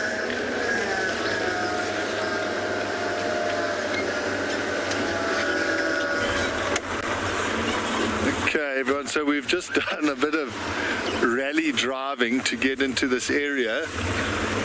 The dogs have been relocated, and they're last seen heading this direction. We're on Twin Dams Road now. So you might hear me talking on the radio, but we're just looking sharp now to see. We might see impalas running, we might see dogs running. I might drive a little bit and then switch off and listen to see if we can hear something.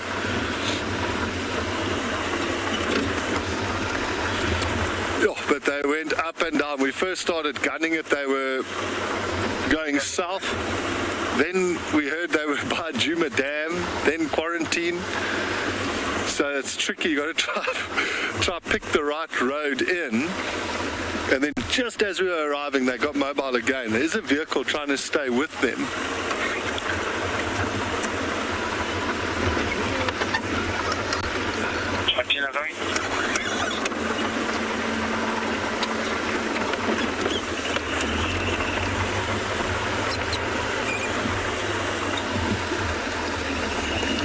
Charles, come in.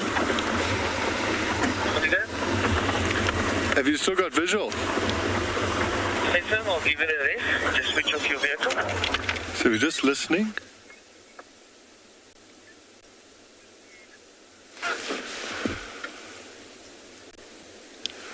Shall I try one more?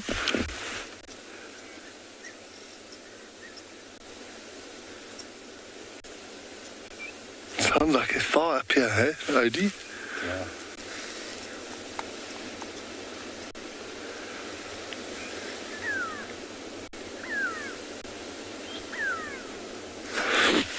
Lauren.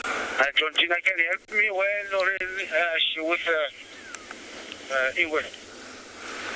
I heard her say, I think a small pan just north of Gari, Maine, south of Treehouse. That's the only update I got. Yeah, I'm right here, so I'm not sure where exactly it is. Okay, copied. Yeah, so I think she's just currently on air. She'll get back to you shortly. Where have these dogs gone? So I'm just going to turn and face us this way and ask Charles to give another rev. John, do you want your help? I'm on Twin Dams, south of the junction with Quarantine Road. Okay, copy. Maybe about 400 meters, 300 meters to the south of that junction. We're just into the block to the west of that road. If you switch off your car, I'll just give you a buzz. Copied. So we're just listening.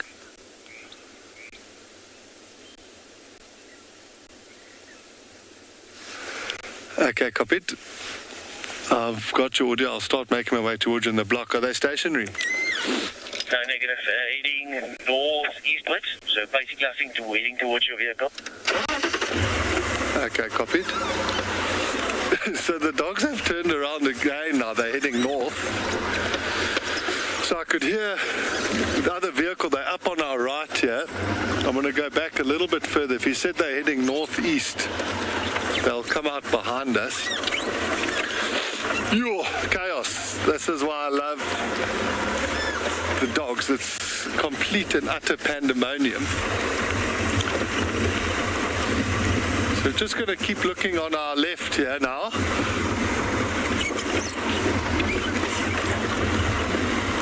What we want to see is either, obviously to see the dogs is first prize, but you want to see impalas come bolting out of here, because then we'll know the dogs are close by.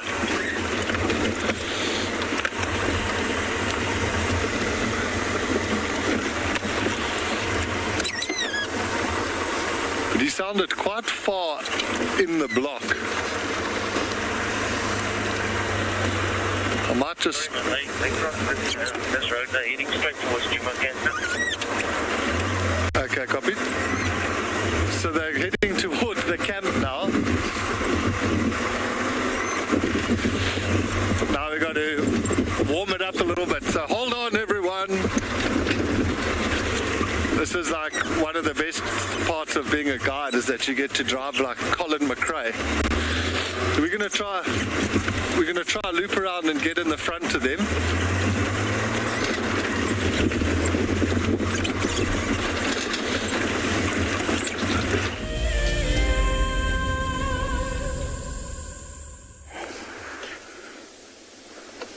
If you guys look, there is a hyena at the base of that tree, and you can see it keeps looking up. This is where the leopard was, and I think because of the hyena, the leopard could have decided to get out of harm's way. But what's interesting here, look at how that hyena is looking at the carcass up there.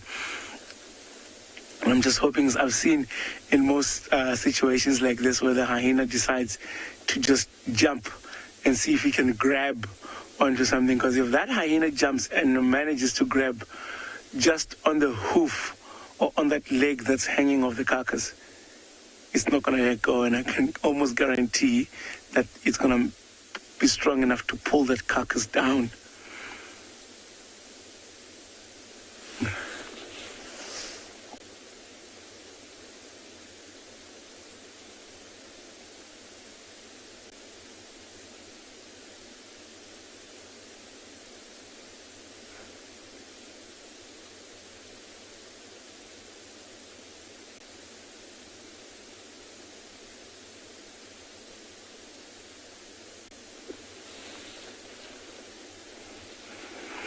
I think this is the time where the hyena truly wishes that it could have the ability to climb up a tree.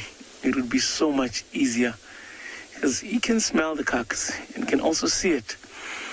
I think he'd almost taste it, but it's just that it's out of reach for this young hyena.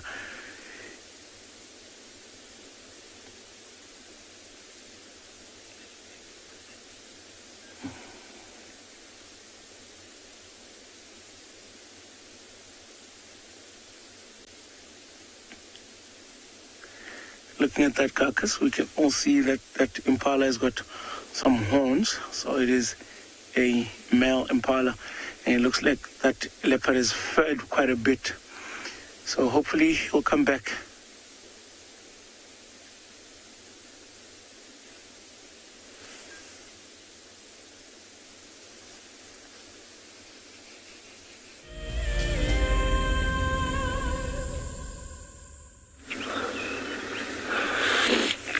So thanks to Charles, we managed to catch up with the dogs again. 1, 2, 3,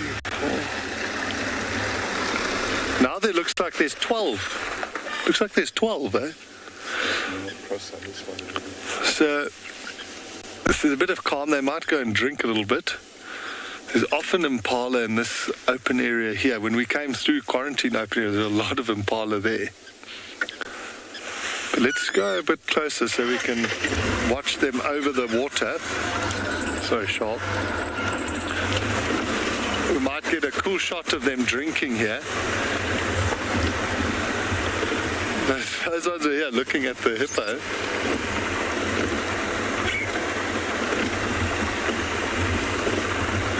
Hopefully they do kind of settle. Yeah, there's one right in.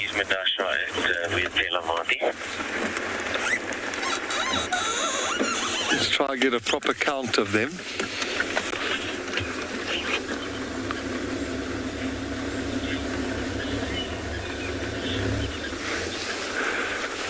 I'm so glad, James. It's so cool to be able to have these 2 drives in a row now.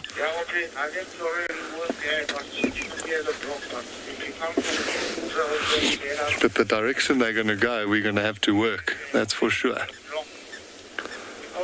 1, 2, 3, 4, 5, 6, 7, 8, 9, 10, 11. Yeah, I can see 12 dogs now. This is also...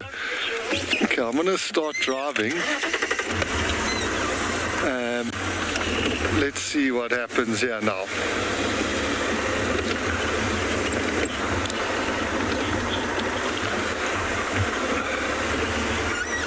It's incredible how much distance they cover, and they look like they're still keen to move.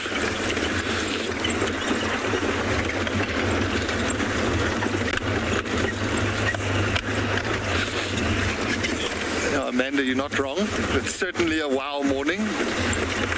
Especially here in Djuma, things are hotting up. It's crazy how fast they cover this ground, how quickly they move. Yeah, and we're obviously limited to the roads. Here comes one right next to us here. We can drive off-road, but we're completely hindered. We go so slowly. Whereas they can kind of trot at this speed, whether they're on the road or going through the block.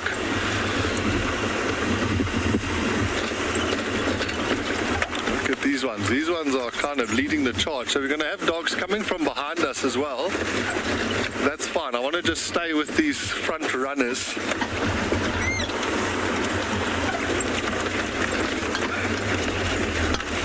You never know. They might actually turn south again. If they do, I'm just going to pull over so Odie can get a shot.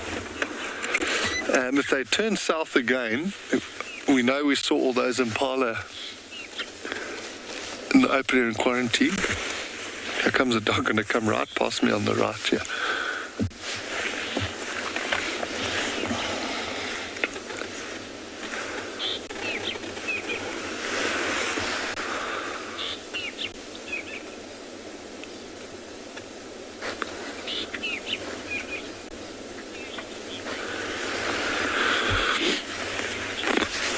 It'll often be the alpha pair, or the alpha male, but in this case we don't know who. Well, I must say, now that there's 12, we started off seeing 6, then 10, now 12. So I'm not sure if we've seen different packs each time or if they keep merging with different youngsters. I'm just going to stop here. They're going to come running past the car here. But often it will be the adults that lead. Yo, look at this one's face. That's pretty unique, eh? She's got a bite mark out of her side. That looks like a... Yo, she's got quite a scraggly tail. I haven't seen that one before the last few days. She'll be certainly unique. She's got a piece missing out of her top lip. So just her teeth sticking out.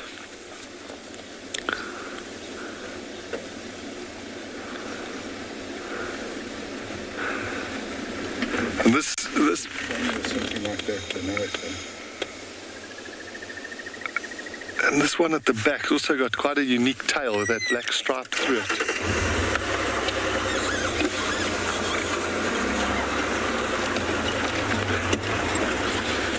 So it will normally be the adults that lead the hunt, and you'll have the sort of youngsters trailing behind. But as the youngsters get older, then they become more and more active participants in the hunt.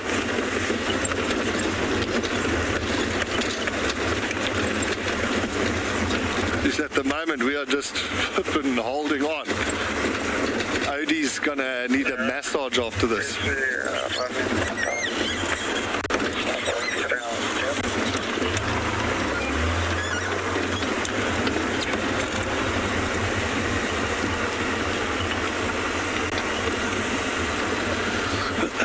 David, we're very fortunate to be able to stay with them while they're on the move like this.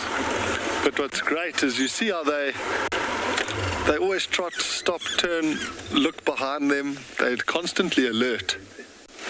Just move my head out of the way.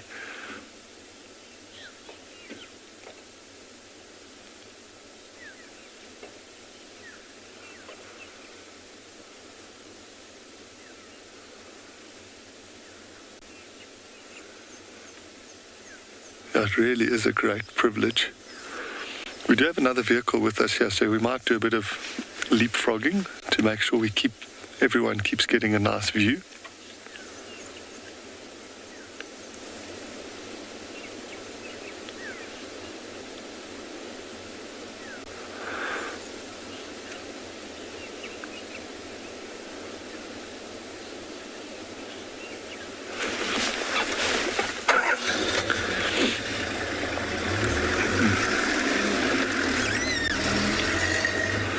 So we've just let the other car go and have a view ahead of us, and then we'll take the next chance to get in front of them.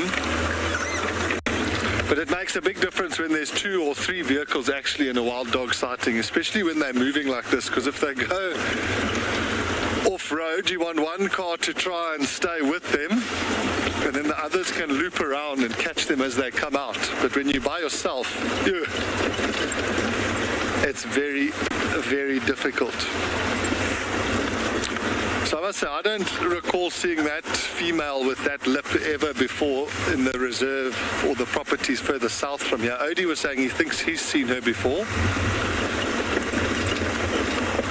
So I don't know if any of the viewers who are watching, maybe you can recognize that lady with her snaggletooth.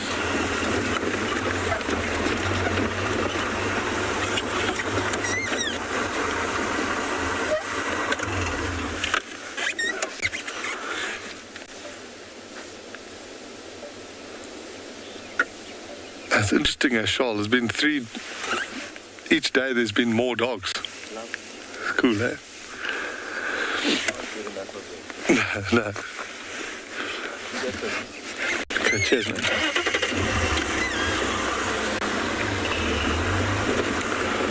Okay. So let's see. So now we're on in Vubu Road. And they're heading north. I wonder if they're just going to keep on going.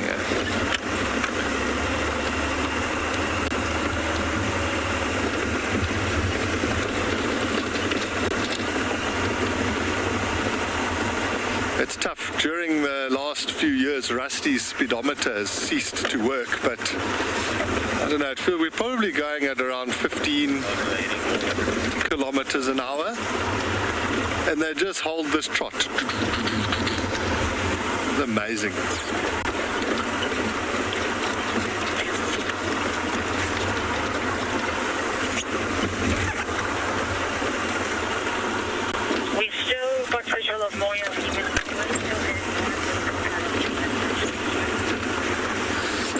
Okay, so it seems like there's a bit of a packs are merging, which is some from a dispersal from the Pungwe pack.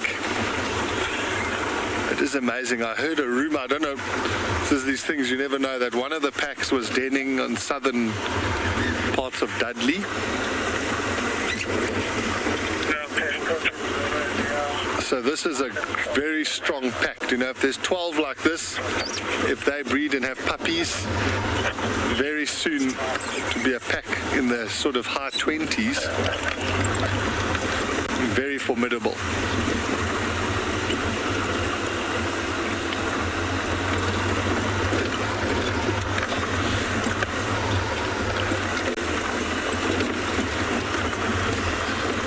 I hope they stop when we get up onto the Gari Buffelshoek cut line, because it will be fantastic to watch them run down that long straight road.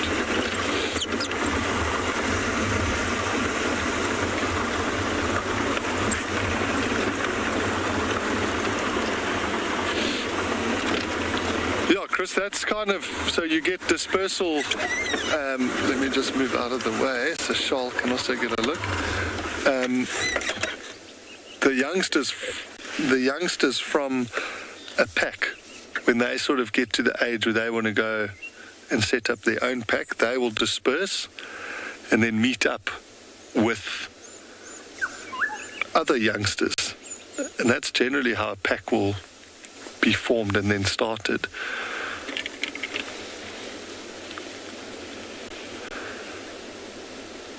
So they just stopped here to listen around. Amazing, how all of these different 12 sets of ears listening in different directions. So we're very close now to that cut line. So you can notice the burned area on our right. That is the fire break. I'm going to go through onto the cut line, and we can hopefully see them pop out. But the way they're moving, I think they're going to be... I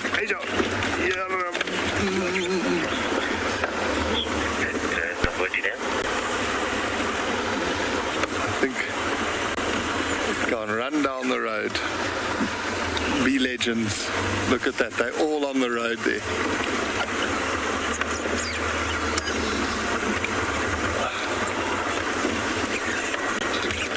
Whoa. There's a much bigger hole than I thought here.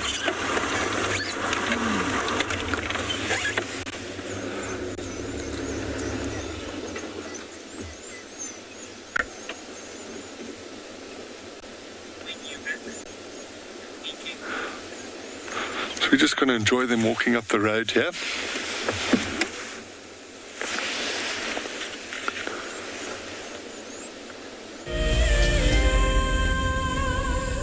The annual Safari Guide of the Year competition aims to create awareness for those men and women who dedicate their lives to tourism and wildlife. This year's event will be held at Marataba, a breathtaking privately managed section of the Marakele National Park in South Africa's Limpopo province. In celebration of this, Wild Earth and Marataba Luxury Lodges are offering all explorers a chance to win a 3-night stay at Marataba Safari Lodge for you and a friend. In addition to a spectacular land-based safari, Marataba Luxury Lodges offer an opportunity for guests to cruise peacefully along the Matlabas River, watching the animals as they drink and wallow. The lodge offers you a chance to lie by the pool or enjoy a spa treatment, and one night could be spent sleeping out under the stars in a luxurious treehouse. Sign up to be a Wild Earth explorer before the 30th of June, and it could be you heading off on a long-awaited getaway. Wild Earth Explorers.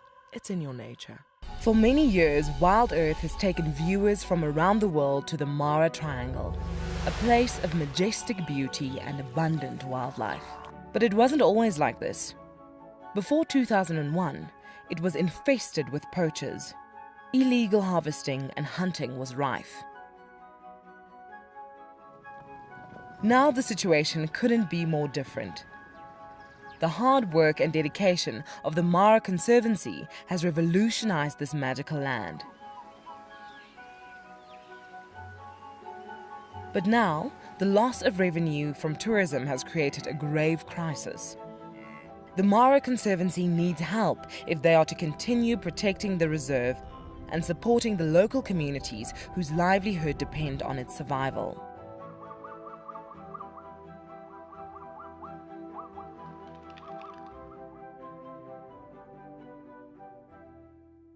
It's a huge privilege to be in these incredible places with these amazing animals. I love filming lions. When they do get up and do something, it's always spectacular. When they are playing, are incredibly fun to watch, especially subalterns and cubs. I love being in the bush and working in these incredible places with these amazing animals. We want to bring it to you so that you can almost feel like you're right there and be able to experience it and enjoy it the way we.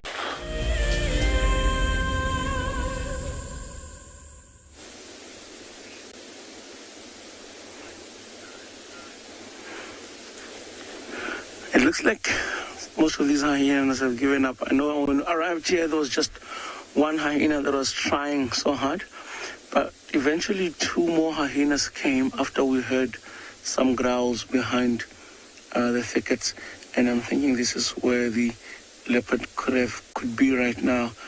I think there was a bit of a confrontation between the leopard and the hyenas that side. It is a little bit thick, and we're going to wait out a little bit longer, see if this leopard will come back to the carcass, even though the hyenas are starting to sleep and lay down not too far from the tree. I don't really think that this leopard would attempt to come back here, but eventually it's going to have to come back and climb up the tree and see if it can get an opportunity to feed. There's still quite a lot of meat left, so I have got no doubt that even this afternoon this carcass will still be up here, especially with the hyenas not making it easy for the leopard to come and go as it pleases. And I also know that there is a nice little pen with water not too far from here, just a place to go for this leopard in case it might need a drink after this meal.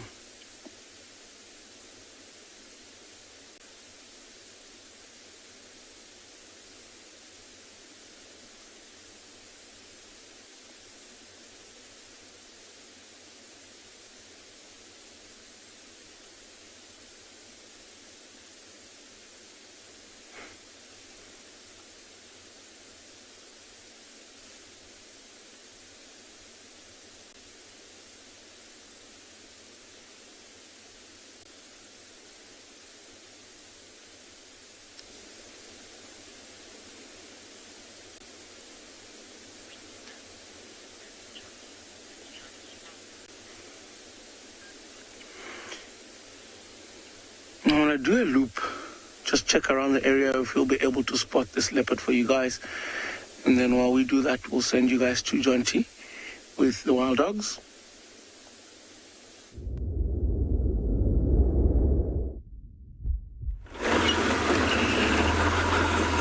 Okay, so we've just looped around. The dogs cut off the road, so we've come in front of them. The other vehicle, he can still see them. They're heading straight west. So we've tried to get in front of them. Let's hope we get lucky.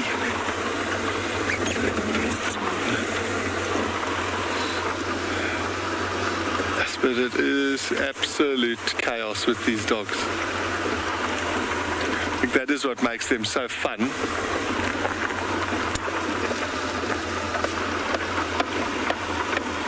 So I imagine that where they cut off, they should be coming out somewhere here on our right. I'm just going to go a little bit further forward. There's a bigger clearing.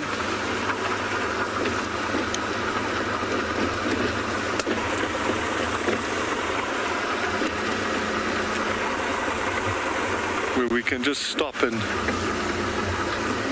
have a look and listen. And hopefully they'll become running past at Mach 5. But I'll say, it's such a big perk of the job. You know, like being a guide, you get to drive these cars, and every now and again you get to pretend you're a rally driver rushing around. backwards now. Okay, copied. Have they reached Longpole Road yet? That's negative. Okay, copied. Longpole West Junction, Falburn. I think just slightly to the east of that junction.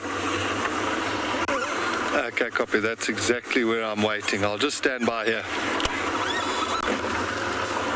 Copy. I'll shout if anything changes. Copied.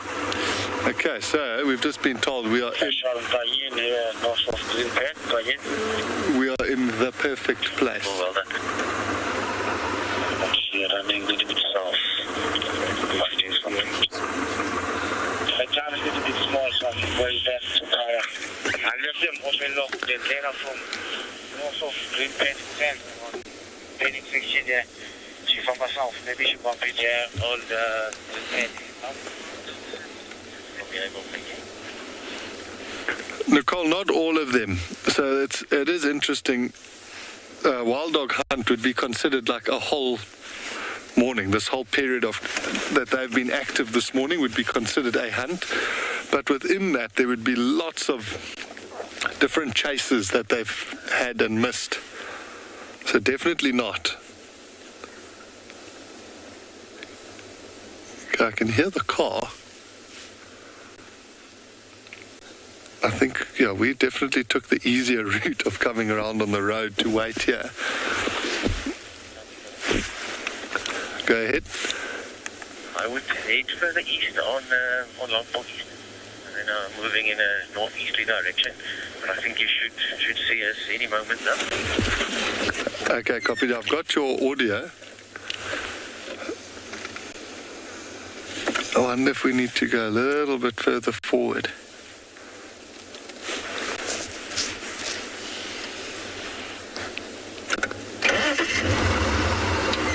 Let's go a little bit further forward.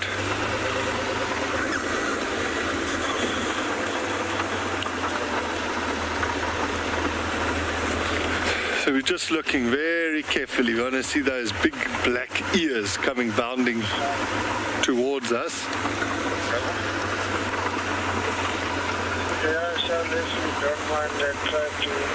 While we keep trying, I'm going to head back to Lauren with Moya. The boundary if they started to move west or north. What we hope will do. This has been the most difficult off-roading I have done in a really long time. Can you get it from here, Darren? Oh, Moya's taken us high and low. Whew. I've not had a chance to eat my banana or peanut butter. But she's heading into Djuma. We are very close to Treehouse Dam and she's moving in a northerly direction. There's lots of game paths here. We've had many sightings around here, so we are just going to keep following her for now. But it's so fascinating that she's here. I mean, Steve, I think Rexon found her the other day for Steve. Maybe not the other day. It was possibly a few weeks ago now. So she's been sighted once recently. But now she's back on Djuma at Treehouse Dam. That's one of the core areas for both Kalamba and Shidulu. Moya is actually the female that did kill one of Shidulu's cubs, Kara's little mate, which is normal in leopardesses, but I'm going to move, Darren. That's the only way we actually know Moya. This is the first time I'm getting to meet her, which is quite the pleasure. So I'm going to try my best to keep up with her, and we're going to send you guys over to Ngala.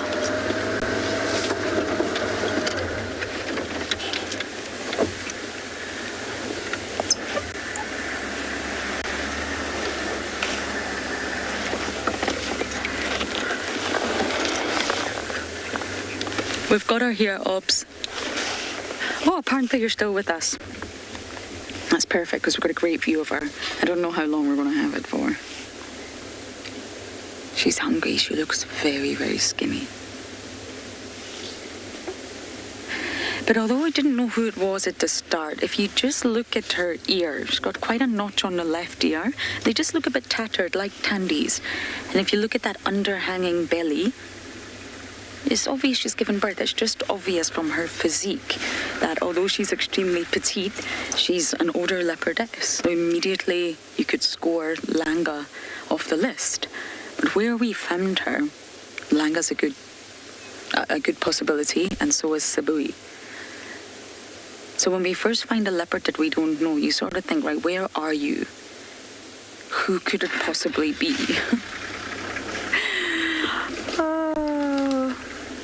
Moya. Indivehi, which is the language of the Maldives, only spoken in the Maldives, nowhere else in the world. It's a mixture of Arabic.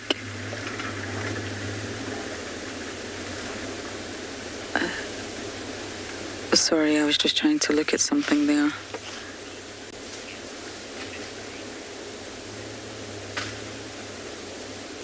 And Moya means crazy. And I do feel this drive is a little bit crazy. Sorry, Elton, one more time with that comment from Anna Marie.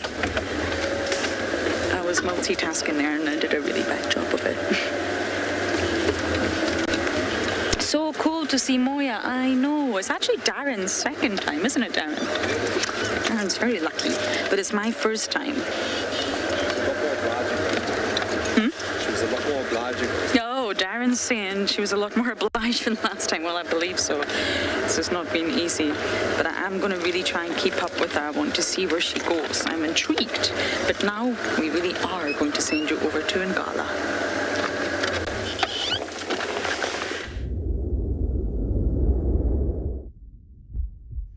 All right, if you guys have a look at on top of that marula tree, it is not the marula tree with the carcass.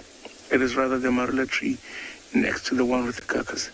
There is a vulture and a battalion. Now I'm hoping that with these two birds of prey in the area, that might prompt the leopard into coming back to the carcass. Because these guys, unlike the hyenas that are here, these birds can access that carcass. If they fly from here to the carcass, then they can start feeding there.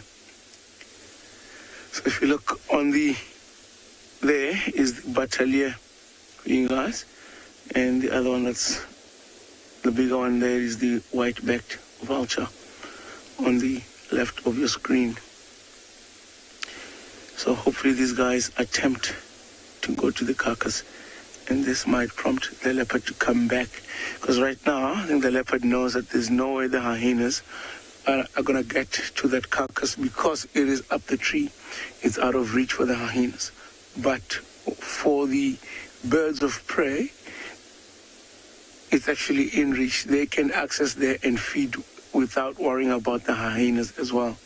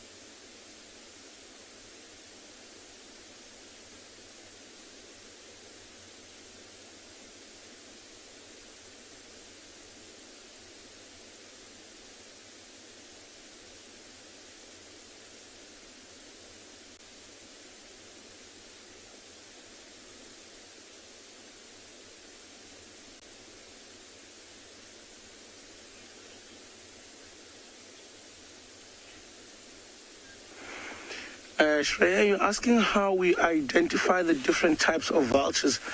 Well, to start with, they are of different sizes, even though they might be of similar sizes.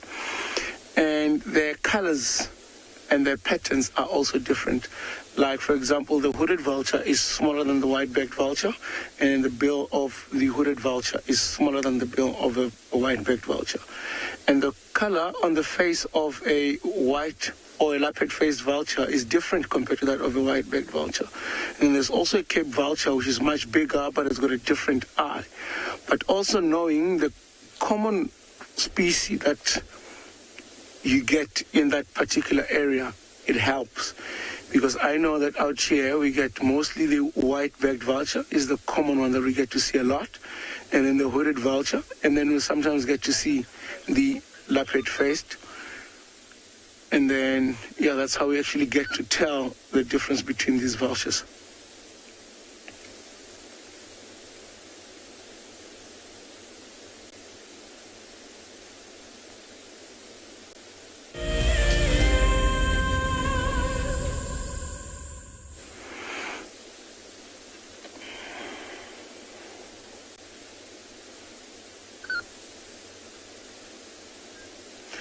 You can see some of the hyenas are up.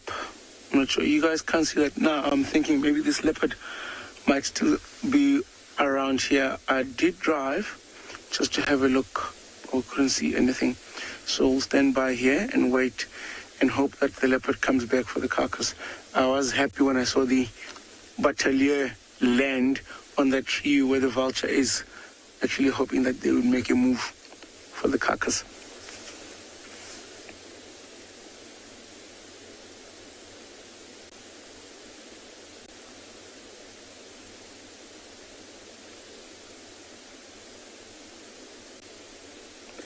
If you look at that battalier, you'll see it hasn't really gained its full plumage. Still prominent brown and a little bit of green around the bill and all that. So it takes them about 7 years at least to get that beautiful red face and red feet and black and white wing patterns and a little bit of brown in the shoulders and all that. So you can tell that this is still a juvenile, and looking at it, how prominent brown it still is, I don't think he's close to that 7 years yet. So I think he might just be rather 2 or 3 years, or maybe even 4. But once they get to around 5 or 6, and then you can see the face and the feet starting to change to become more orange or reddish.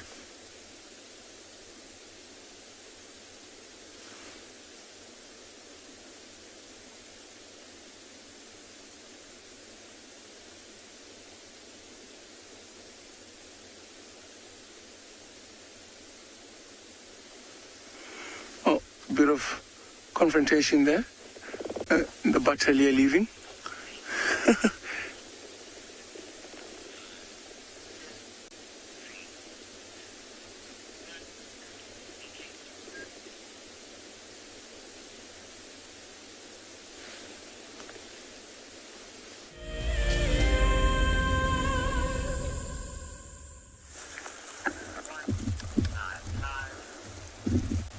Good morning and welcome back on Bushwalk. We just discovered a journey of giraffe, and it's consisting of one bull at least and then a number of females and their young, which is quite an interesting little association because normally the males don't stick around with the females other than that there's a cow that might be an estrus.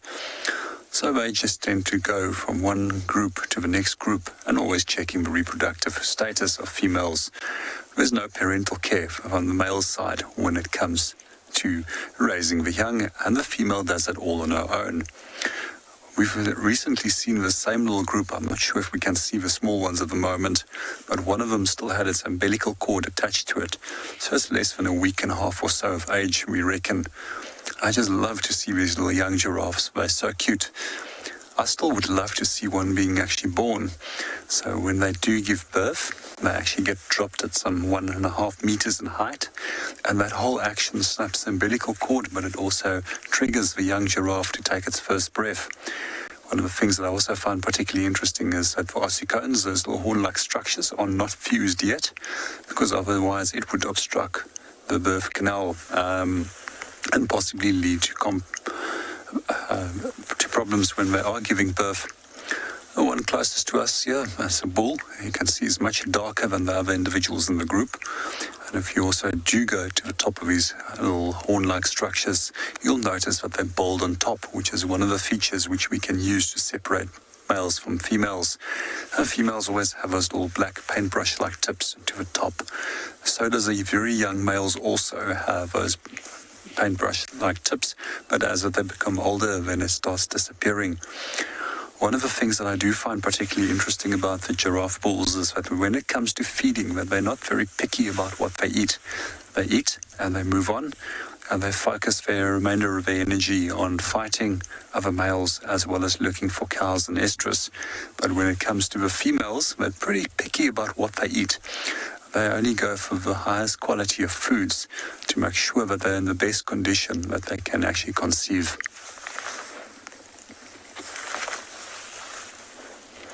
So when we are on walks, we generally use giraffe as pretty good indicators of what's going on around us. If we know that they're staring at us, we generally know that it's fairly safe. If they are looking at something other than us, then there's generally a potential threat on the ground. At the moment, these guys aren't really aware of us. They're just continuing eating. I was taking note of what they were eating earlier on, and it was the purple pod cluster leaf, which we were viewing yesterday and discussed. So a lot of the pods and seeds actually has got a very high protein yield, and that's precisely what they're after. Bulis, the left-hand side of us, is coming a little bit closer. I think he's actually hearing us, and he's coming to investigate to see what we are doing.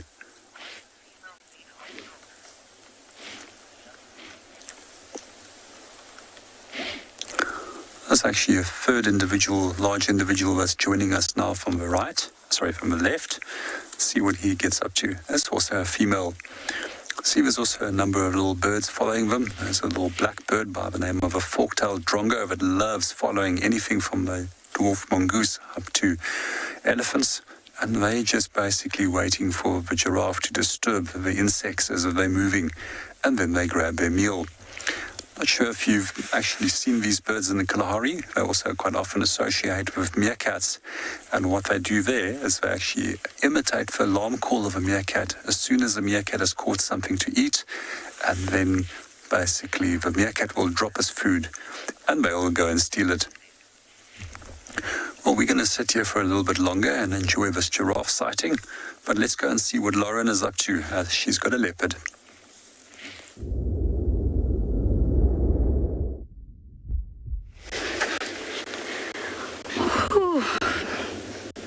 Everyone, Moya's having a drink and I am exhausted.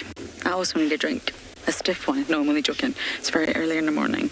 But I am going to go quiet and just let you enjoy this incredible moment at Treehouse Dam.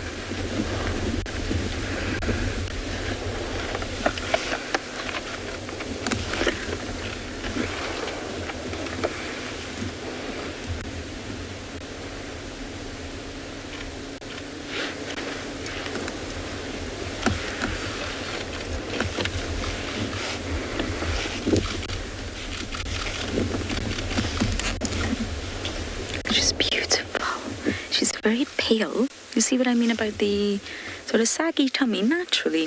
She's an older leopardess.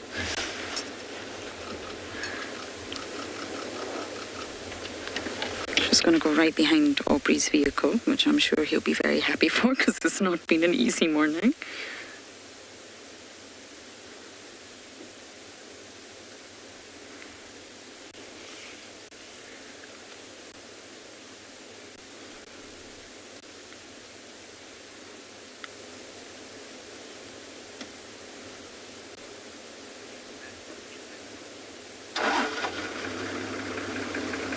Now, Moya was born in July 2009. It's a much older leopardess. 12 years old. Okay, I'm going to try my very best to keep up with dearest Moya here, and you guys are going to go back over to Ngala.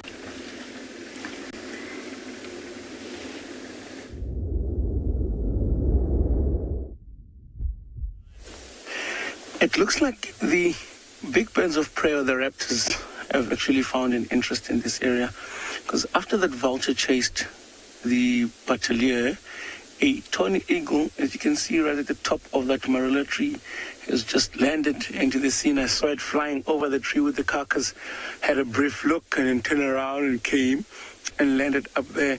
And now another battalier was just flying above these two trees. So I'm going to stick around. I'm hoping that we get these birds of prey to go to the carcass. If they can manage to get to the carcass, at least we get to see them feeding. Also looks like that tawny eagle is cleaning up this morning. That is a very beautiful eagle.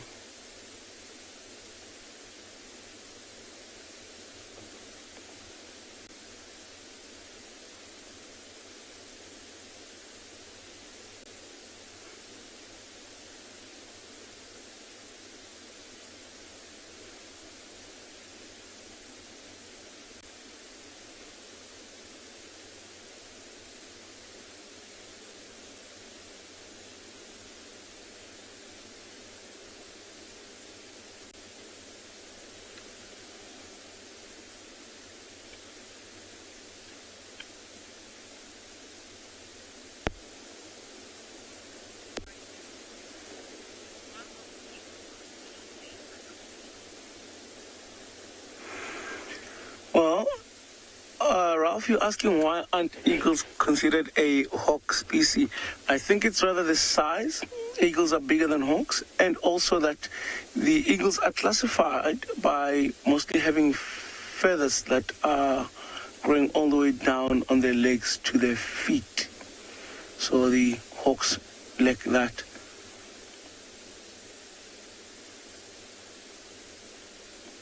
But knowing what studies do, that might change anytime. It seems like the more people get to study, the more we actually get to discover, and therefore changing a lot of things.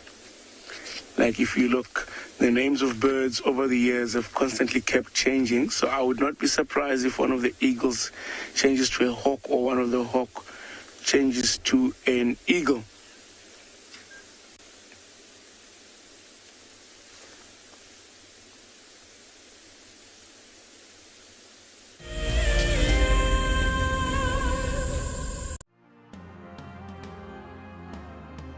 This is Jake Whitener, all the way from the US, and he is a holder of the Ticket to Dream. I decided to support and buy the Ticket to Dream to help Wild Earth in its mission of conservancy towards animals and the environment. If you want to go on safari with a Wild Earth guide, whilst honing your bush knowledge and of course featuring in one of our shows, then head over to our website. And I would highly recommend that people would be involved in that program. Sign up to be a Wild Earth explorer and you could be making your first ever on-screen appearance. Ever since I was able to get the Ticket to Dream, I've been looking forward to coming on this drive. It is an absolutely fabulous experience and it's great. Founded in 1973, the Endangered Wildlife Trust has consistently and effectively worked towards achieving our conservation legacy.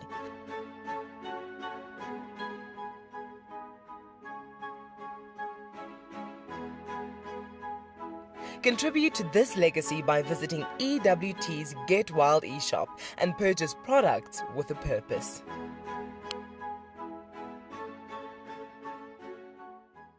My name is Steve, and one of my favorite things at Wild Earth is getting questions from you. The type of questions that I really like are those ones that really help us to unpack and understand and really integrate the ecological knowledge and fully appreciate the importance that animals such as these Cape buffalo bring to the ecosystem. If you want to ask a question on Wild Earth, you're going to have to register on the website. But once registered, just head on over to the live safari page and enter your question under the live feed. Guys, have a look at what we've got. This is better than my birthday. Look at that. This is the first time that I ever see cubs this small. This is so special. This has officially just become my best sighting of all times. Tune into Wild Earth every single day. It's in your nature.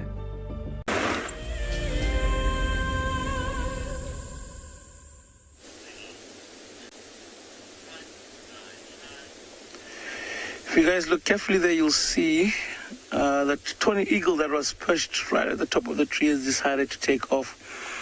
I just thought it would be a beautiful sight to see one of these birds in flight. It is quite far and it looks like it's flying further and further away.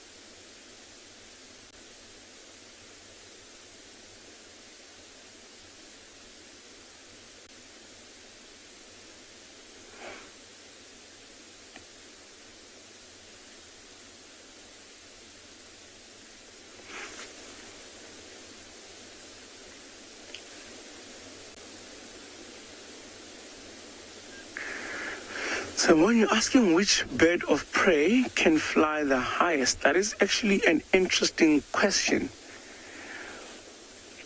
Let me think which one I have seen fly the highest. I think I'll give that award to the vultures. The vultures are the ones that I've seen go by far the highest. And in fact, I've seen them flying as high, almost as high as the clouds.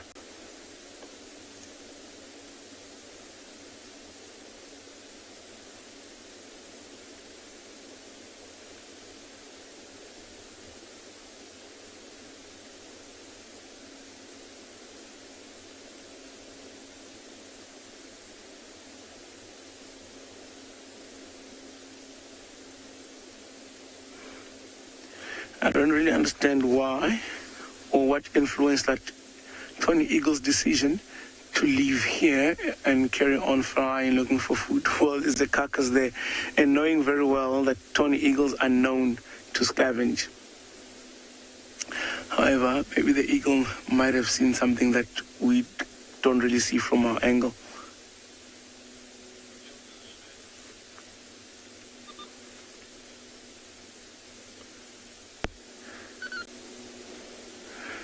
The interesting part is that that vulture has not made a move. It's still in that very same tree. And it has not even attempted to go to that carcass there. And the tawny eagle is just flying away.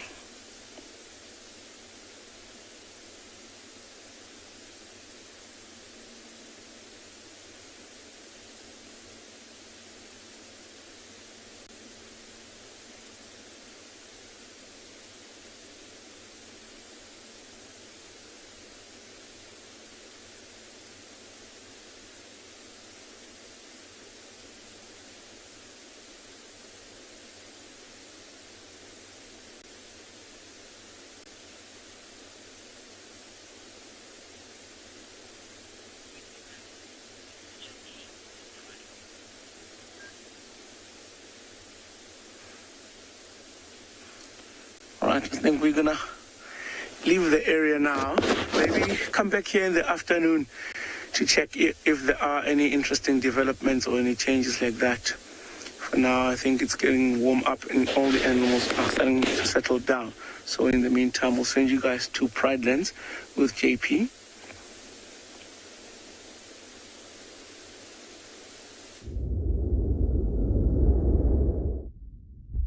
morning and welcome back on Bushwalk. A little bit earlier on the show, we were discussing about when we are walking, how we keep our eyes open on the trails, specifically for snakes.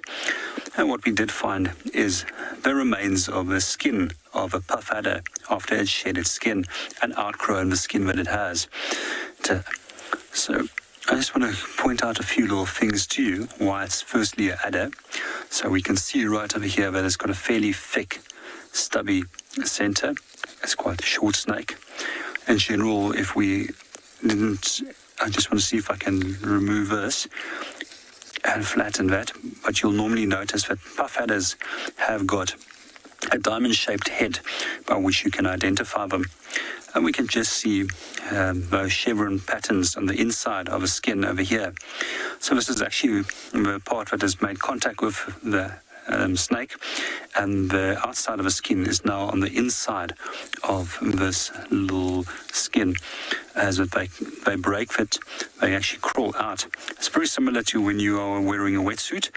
You step on the wetsuit, step out, and now the outside is on the inside, and the inside is on the outside when they crawl out of it. I do like puff adders quite a lot. They're beautiful snakes. They're also incredible ambush predators. And they can patiently sit and wait for prey to come into striking distance. And they are incredibly fast strikers as well. And they've also got incredibly long fangs, which is used to penetrate their prey. And then venom is injected that will then start slowly killing the prey animal, as well as assist with the digestion of the prey animal itself. One of the things that we find with snakes is that they have to have very elastic jaws so that they can basically swallow prey items that's much larger than that the head or the mouth is itself. So in general, when we look at adders, they tend to be cytotoxic, which means that they've got tissue-destroying venom, compared to other snake species, which has either got neurotoxins, which specifically works on the nervous system, especially snakes like the black mamba that we have in this area. And the third type of venom that we do get in this area is the snakes such as vine snake and boomslang, which has got hemotoxins, which specifically works on blood. And interestingly enough, one of the snakes that we have in this area, which is known as a Mozambique spitting cobra, has actually got a combination of neuro and cytotoxins, and that can vary geographically and the amounts of which those two venoms occur in. So we're going to continue our walk and go and see what's happening at the dam. And in the meanwhile, we're going to hand you back to Lauren and see what she's up to.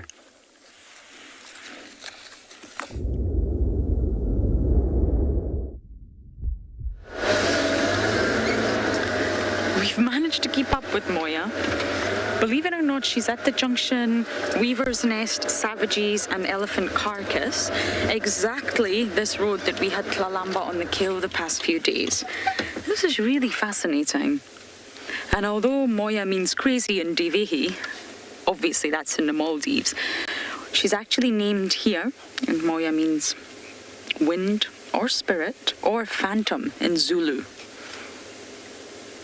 And sometimes she's known as a Nanga female. Some people call her Moya, some people call her the Nanga female.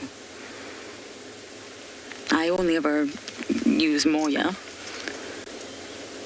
but she does have two names, and that's often to do with different sort of areas, different reserves, just calling her different names, and then they've stuck. See, she's raising the white flag. She's got a 3-3 spot pattern. And if she off-roads, we're just going to let her be. I feel like we've had enough time with her.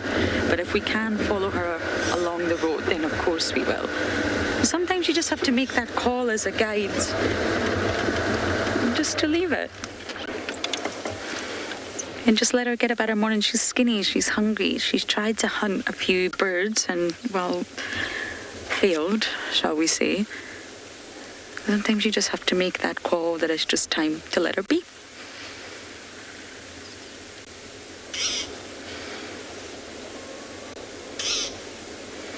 But she's really far into Djuma. We're about 100 meters from where Tlalamba had that carcass. Tlalamba's gone, the carcass is gone, but it's just the same area, and the ebb and flow of the bush just never fails to blow my mind. This is the exact spot that we had the dogs, 2 hours earlier, an hour and a half earlier? When the dogs bombed our shot, this was Weaver's Nest. It just goes to show you just the constant ebb and flow of the bush. And talking of the dogs, we are going to send you over to Jonty.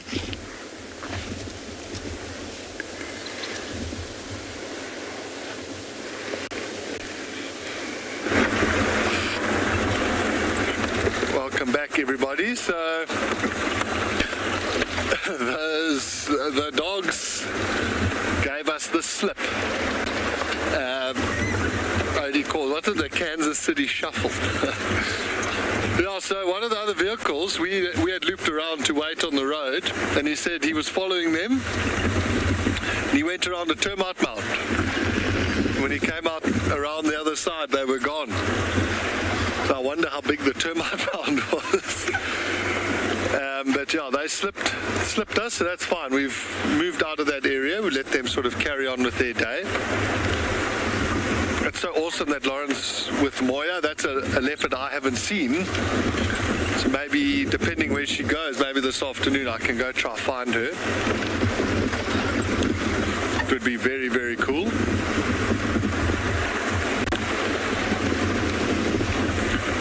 So we're just cruising along, Odie and I. We're looking out, seeing if there's any fresh tracks on the road. We're both saying it would be awesome to maybe see some elephants. But we're doing some of my favorite things, which is driving around in the bush. I wonder if we should check this pan here. Let's check it. We're right here, so let's check it. So we're doing some of my favorite things, which is driving around in a beautiful place, looking for animals, and just exchanging some good old stories. So we haven't done I don't know, it could be time for another story. I don't know. What do you think, Odie?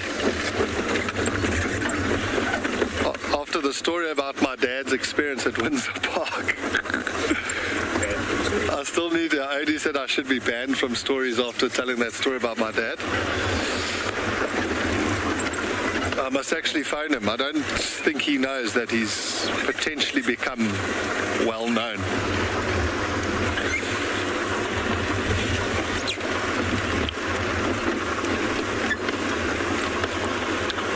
But maybe, yeah, if anybody is keen for some sort of story, maybe send in, what is this here?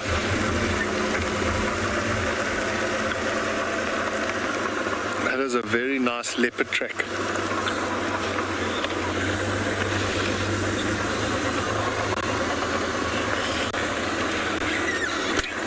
Wow, is that like in my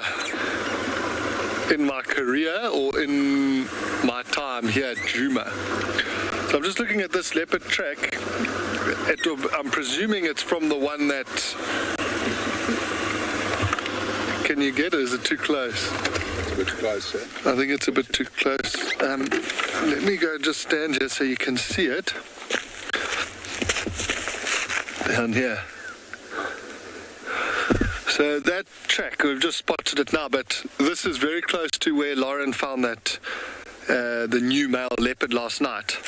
I think this is where he walked last night. These aren't fresh, but it's always great to know that you're looking where a prince has walked.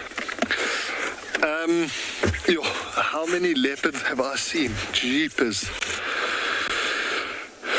I don't know. That is a tough question because I'd have to sit and go back at the properties that I've worked at and try and run through. And then, saw 2 leopards in India, which would add to it. In Zambia, I don't know. That's a hard question. I'd have to really go sit down and think about it. but it will be a lot. I've been very, very spoilt. So it will be a lot of leopards. Maybe I'll go sit and see if I can get up with a number. And this afternoon, if I get a reminder, I'll let you know how many I think I've seen.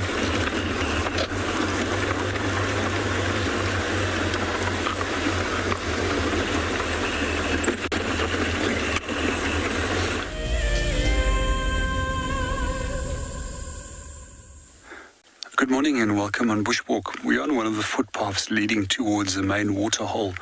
And we see there's some elephants that already have come in and out towards the waterhole, and they're now moving away. We're just going to see if we can get a better view of them. So at the moment, again, we always, as normal, try and look at the wind direction, which is in our favor, as well as the sun that's in our favor. These animals seem to be moving off in quite a hurry to go somewhere else. They're most likely going out to go and feed away again from the main water body.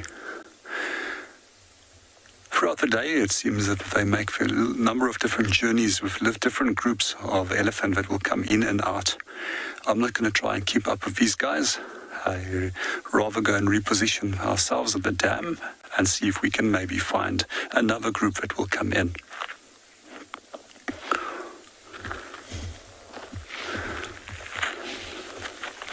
These are young bulls that came in to come and have a drink, and we often see that there's a number of different social structures that we find with elephants. Sometimes we have breeding herds that come and visit the dam. Other times we have bachelor groups, which consisted of several males, and then also a number of lone bulls, which are generally males that are older than 25 years of age that are actively seeking females to mate with. And quite often we will find that those dominant bulls will trail the females in when they come and drink, and then check the reproductive condition of each of those females to see if there's somebody that they would like to or can mate with at that moment.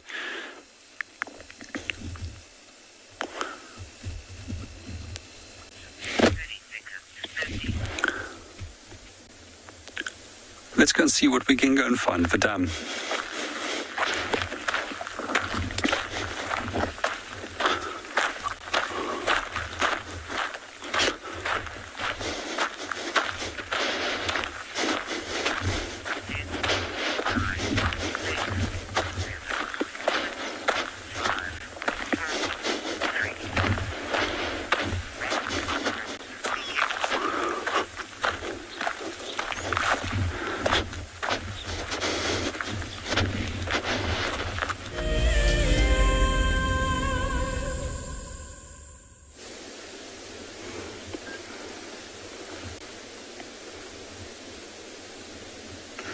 We've got just a bull elephant, and it looks like this elephant might be interested in a drink. There is water in the direction that he's facing. We're hoping that he just crosses the road and gets into the dip for a drink.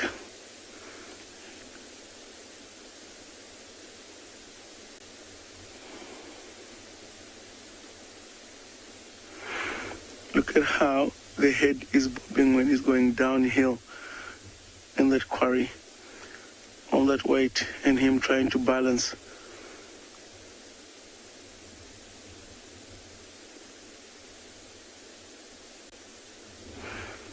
See, because he has to go down in, it's always wise to just have a look around the area and make sure that there aren't any predators.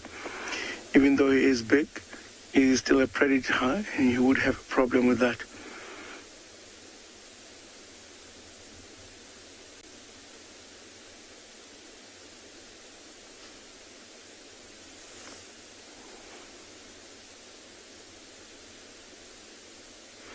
You can see it looks like he's not going straight head in. He was either rather walking a little bit like sideways towards that.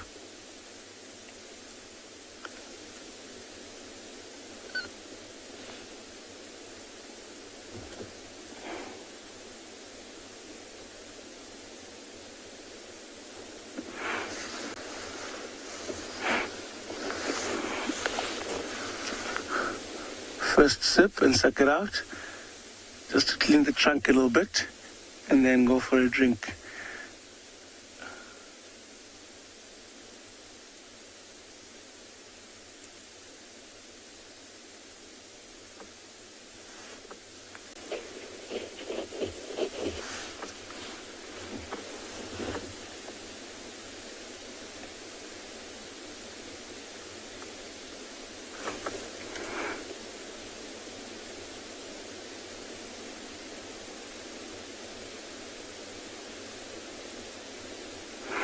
He's quite a big elephant, not the biggest I've seen, but he is a large elephant bull. He's still young, still looks young. I'm thinking maybe somewhere around his late 20s to his early 30s at this age.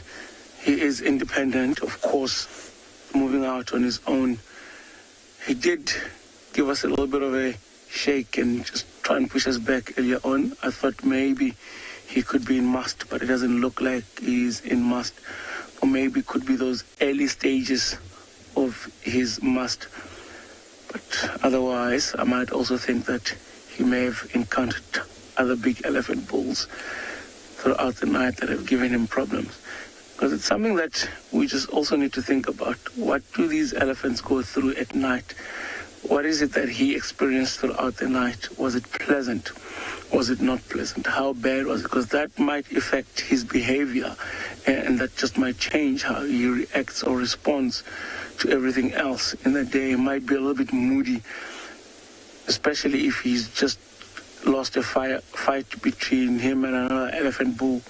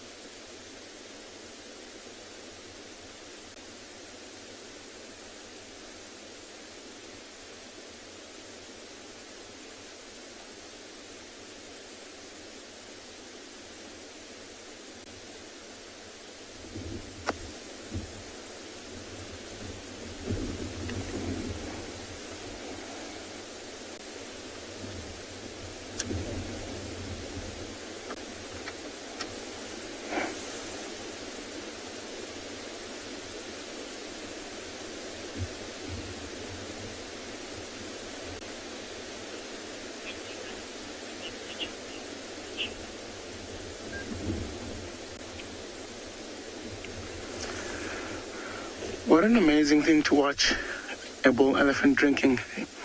I think now that he's done, he's going to carry on with this rest of the morning. and try and feed and all that. So we'll send you guys to Juma in the meantime.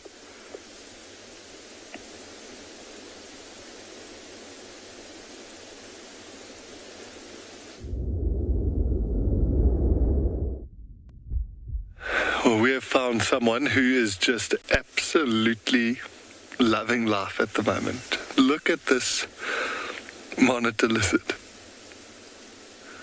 I don't know how he's figured out that that's a comfortable way to chill out this morning, but he looks like he doesn't have a worry in the world. It's crazy to think that what was it, an hour or a half ago, we had the dogs here on this damn wall staring at the hippo. Now the hippo's chilling, the monitor lizards are sunning themselves.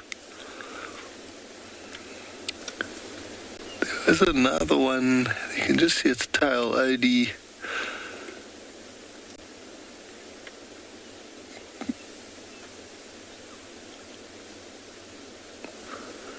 And there was one much younger one, but it went behind the sort of roots of that tree with very, very bright colors. Even this one looks like it's got great colors on it. That potentially recently shed its skin.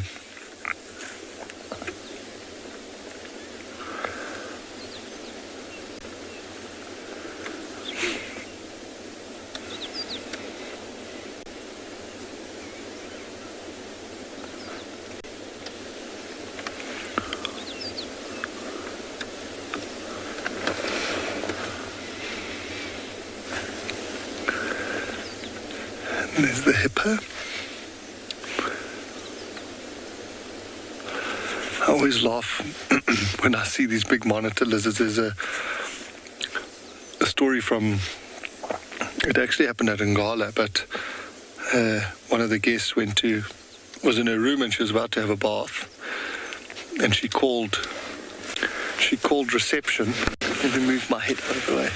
She called reception and she said, "I'm sorry, there's a lizard in my bathroom." And they said to her, "Oh, is it a small lizard on the wall?" And she said, "Yeah, it's on the side of the bath by the wall." And they said to her, "It's fine, it's a gecko. They're completely harmless." And she said, "Oh, okay." And the next night she phoned again and said, "This lizard's still here." And they said, "Oh, is it small?" It was a different person at reception. They said, "Oh, is it a small one on the wall?" She said, "Yes." And they said, "Don't worry, it's just a gecko. Don't stress, it won't do anything to you." And eventually on the third night she phoned and she said, "Look, I know you've told me there's nothing wrong with this lizard, but please, can someone come remove it?" And they walked into the room and she'd had a bubble bath run already, and on the side of the bath was a massive monitor lizard. So this poor lady had 2 baths next to these monitor lizards. The first question the guide asked her was, "Where do you come from that is a small lizard?" Because it was massive. It always makes me think of that when I see them sunning themselves. And we're just going to stay here and enjoy the warm sun and watch this beautiful scene at Juma Dam.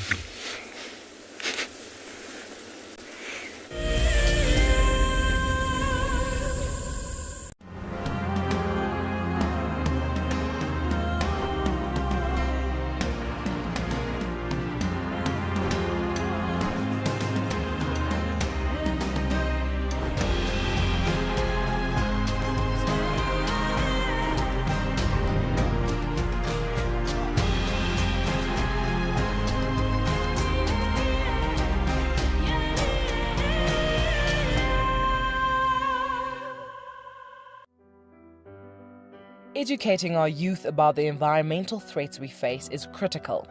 Our future depends on it. The Wildlife and Environment Society of South Africa, WESA, is actively leading the charge.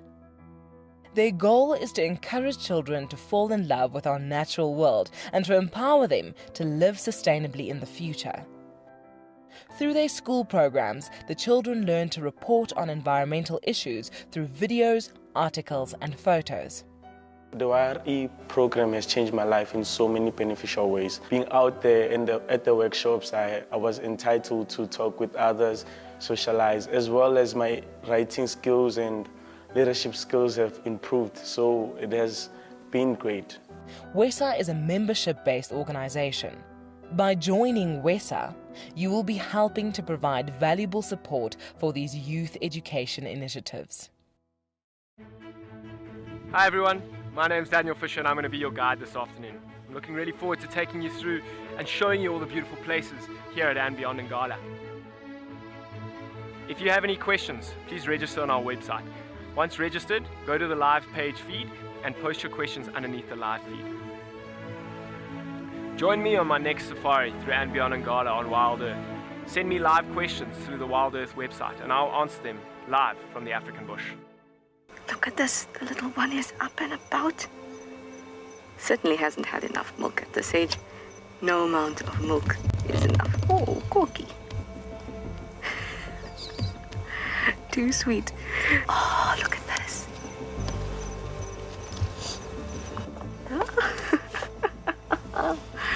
That is stunning. Tune into Wild Earth every single day. It's in your nature.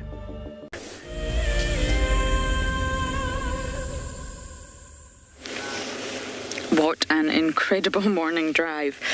A very busy one. So I thought, let's just end the drive on quarantine with the Impala. Impala relax me. I don't know why, especially when the sun is shining and they're just going about their business. But it has come to that time, everyone. The sun has risen and the sunrise safari is over. But as you know, we do a sunset safari, so please do jump on board. It will be jaunty's last drive for a while, which is very sad, so please jump on board with us to have some fun. And I just want to say a big thank you for all your comments and questions. It's much appreciated. We couldn't do it without you. So I'm going to get breakfast, and you guys have a good day. I'll